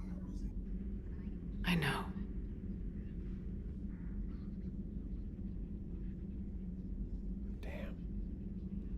That's alright, she needs that. If she needs to be in her grief for a while, then that's fine. Also, don't make me feel bad for making choices. I decided to let her keep going. I don't often know what Paragon interrupts why do. I'm here.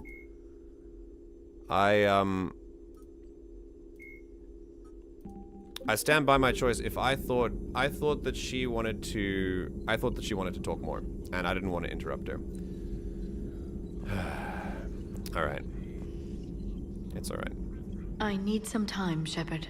Perfect. Let's leave. We'll come back later. Commander.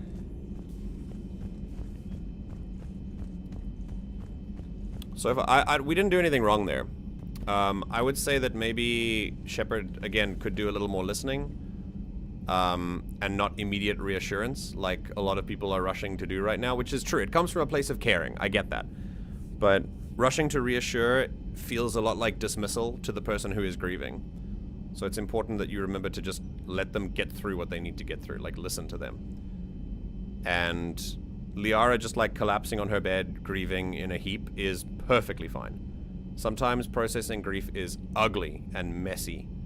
And you've got to give people space to do that safely. So, yeah. Hopefully she's doing better now. Thanks for talking to her. Neither of us knew what to say. There's not much we can say. But being there helps. Mm-hmm. Thanks, Shepard. For sure. Okay. Yo. All right. I think we can end on a tough note. That sounds Sounds alright. Why, any here? We need fuel. I think we might, yeah. Let's see. We've got N7 communications hub. We've got Sanctuary in the Shadow Sea. Oh, the Kepler Verge. We just got the Nubian Expanse. We just got a bunch of new stuff to go and explore. Yay! More side quests. Yeah. So I think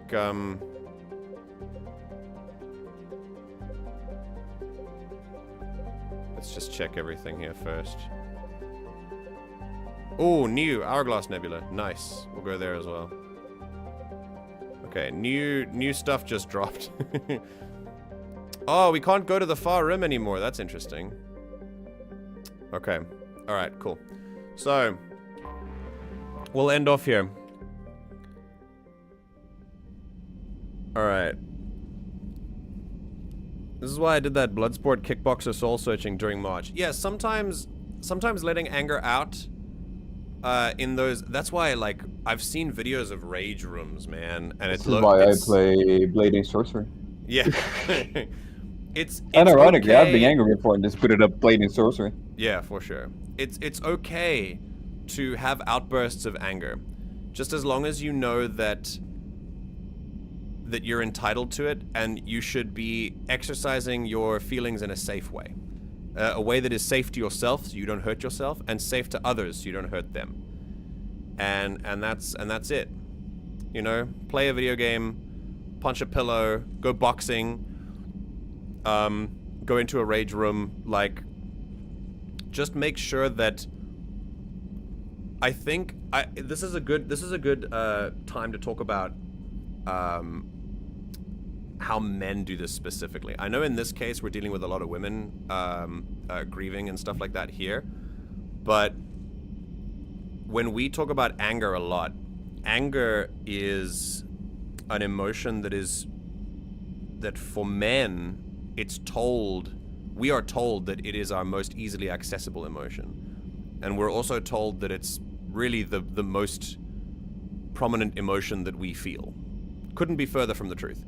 In fact, it creates this toxic cycle that we feel that we're only really allowed to feel anger in our big range of emotion. And before you blame other people for this, remember that we were taught this by the men in our lives. This is a patriarchy thing. This is not anyone else. We taught this to ourselves. So your older male role models may have taught you that anger is the male emotion. Not true. Anger is a human emotion. But this idea of men only being able to access anger and being able to access it most effectively, it leads us to cultivating these personalities where, you know, these like very cliche, edgy memes where it's like, on the outside I'm calm, but on the inside I'm a storm. And it's very, sometimes it can connect with people a lot, especially with men who are in emotionally vulnerable positions. But it's important to remember, as a man, if you are a man watching this, that anger is not your only emotion. Not by far. And it's time to unlearn that. And when we are grieving, sure, there's a lot of anger in there, but make space for the other emotions too. You should let yourself feel the full range of the human experience. Because anger creates more anger. Alright, on that note, dealing with failure and learning how to move forward from it, we shall end it there on episode 15. Shepard has a hard-hitting defeat that really wasn't her fault at all, but of course we like to beat ourselves up for these things. Thessia has fallen, and Cerberus has won the day. But hopefully they will not win the war, as next time on Mass Effect, on Tuesday evening, we will be taking the fight to them in the Shadow Sea. After finding out some pretty hard truths on Thessia, not only that the Crucible, the Crucible has been built by many civilizations before us, but never used against the Reapers. We didn't know what the catalyst was before Kai Leng took us out, and we also found out that Liara's whole history has been an entire lie, and that the gods that she worshipped were merely, well, the gods that her people built their culture on were merely a more advanced spacefaring civilization playing God with the toys that they, were playing with as well. And that's hard to take. Hard to take for sure. So I'm hoping that Liara will be okay after this. I'm hoping that everyone will shake off this defeat, and it'll make us stronger for the fight against the Reapers that is to come. And the fight against Cerberus, because God, I hope we get to kill Kai Lang. We'll see. But for now, that's all we'll do for today. My cat, Ziggy, is so cute. Whoa! Arglak has a dog called Ziggy. We love Ziggies. I just saw his head pop up from behind the table in such a cute way. Just like, boom. That's very cool. Alright, my friends, and on that note, what a lovely way to end. We will say goodbye. You think you have time to try out Scarring, or? Absolutely. This is why I'm ending here.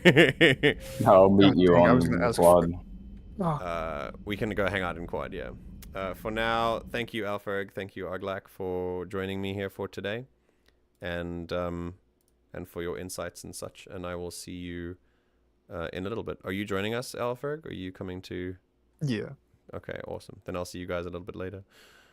Goodbye. Bye. Bye-bye. All right, everyone. Lovely to see you all. Lovely to have you bring some perspectives. Thank you, everyone, for providing me with some company today, for allowing me, as always, to share this together with you. Thank you for so much of your insights. Please remember to be kind to yourselves and to each other. Remember to drink some water. Stay hydrated. That'll round out our streams for the week. We'll see you on Tuesday morning. I'm not sure what we're going to do, but I'm sure it'll be fun. Maybe some party games. I will, yeah. Make sure to take care. And I'll see you in the next stream where we do it all over again.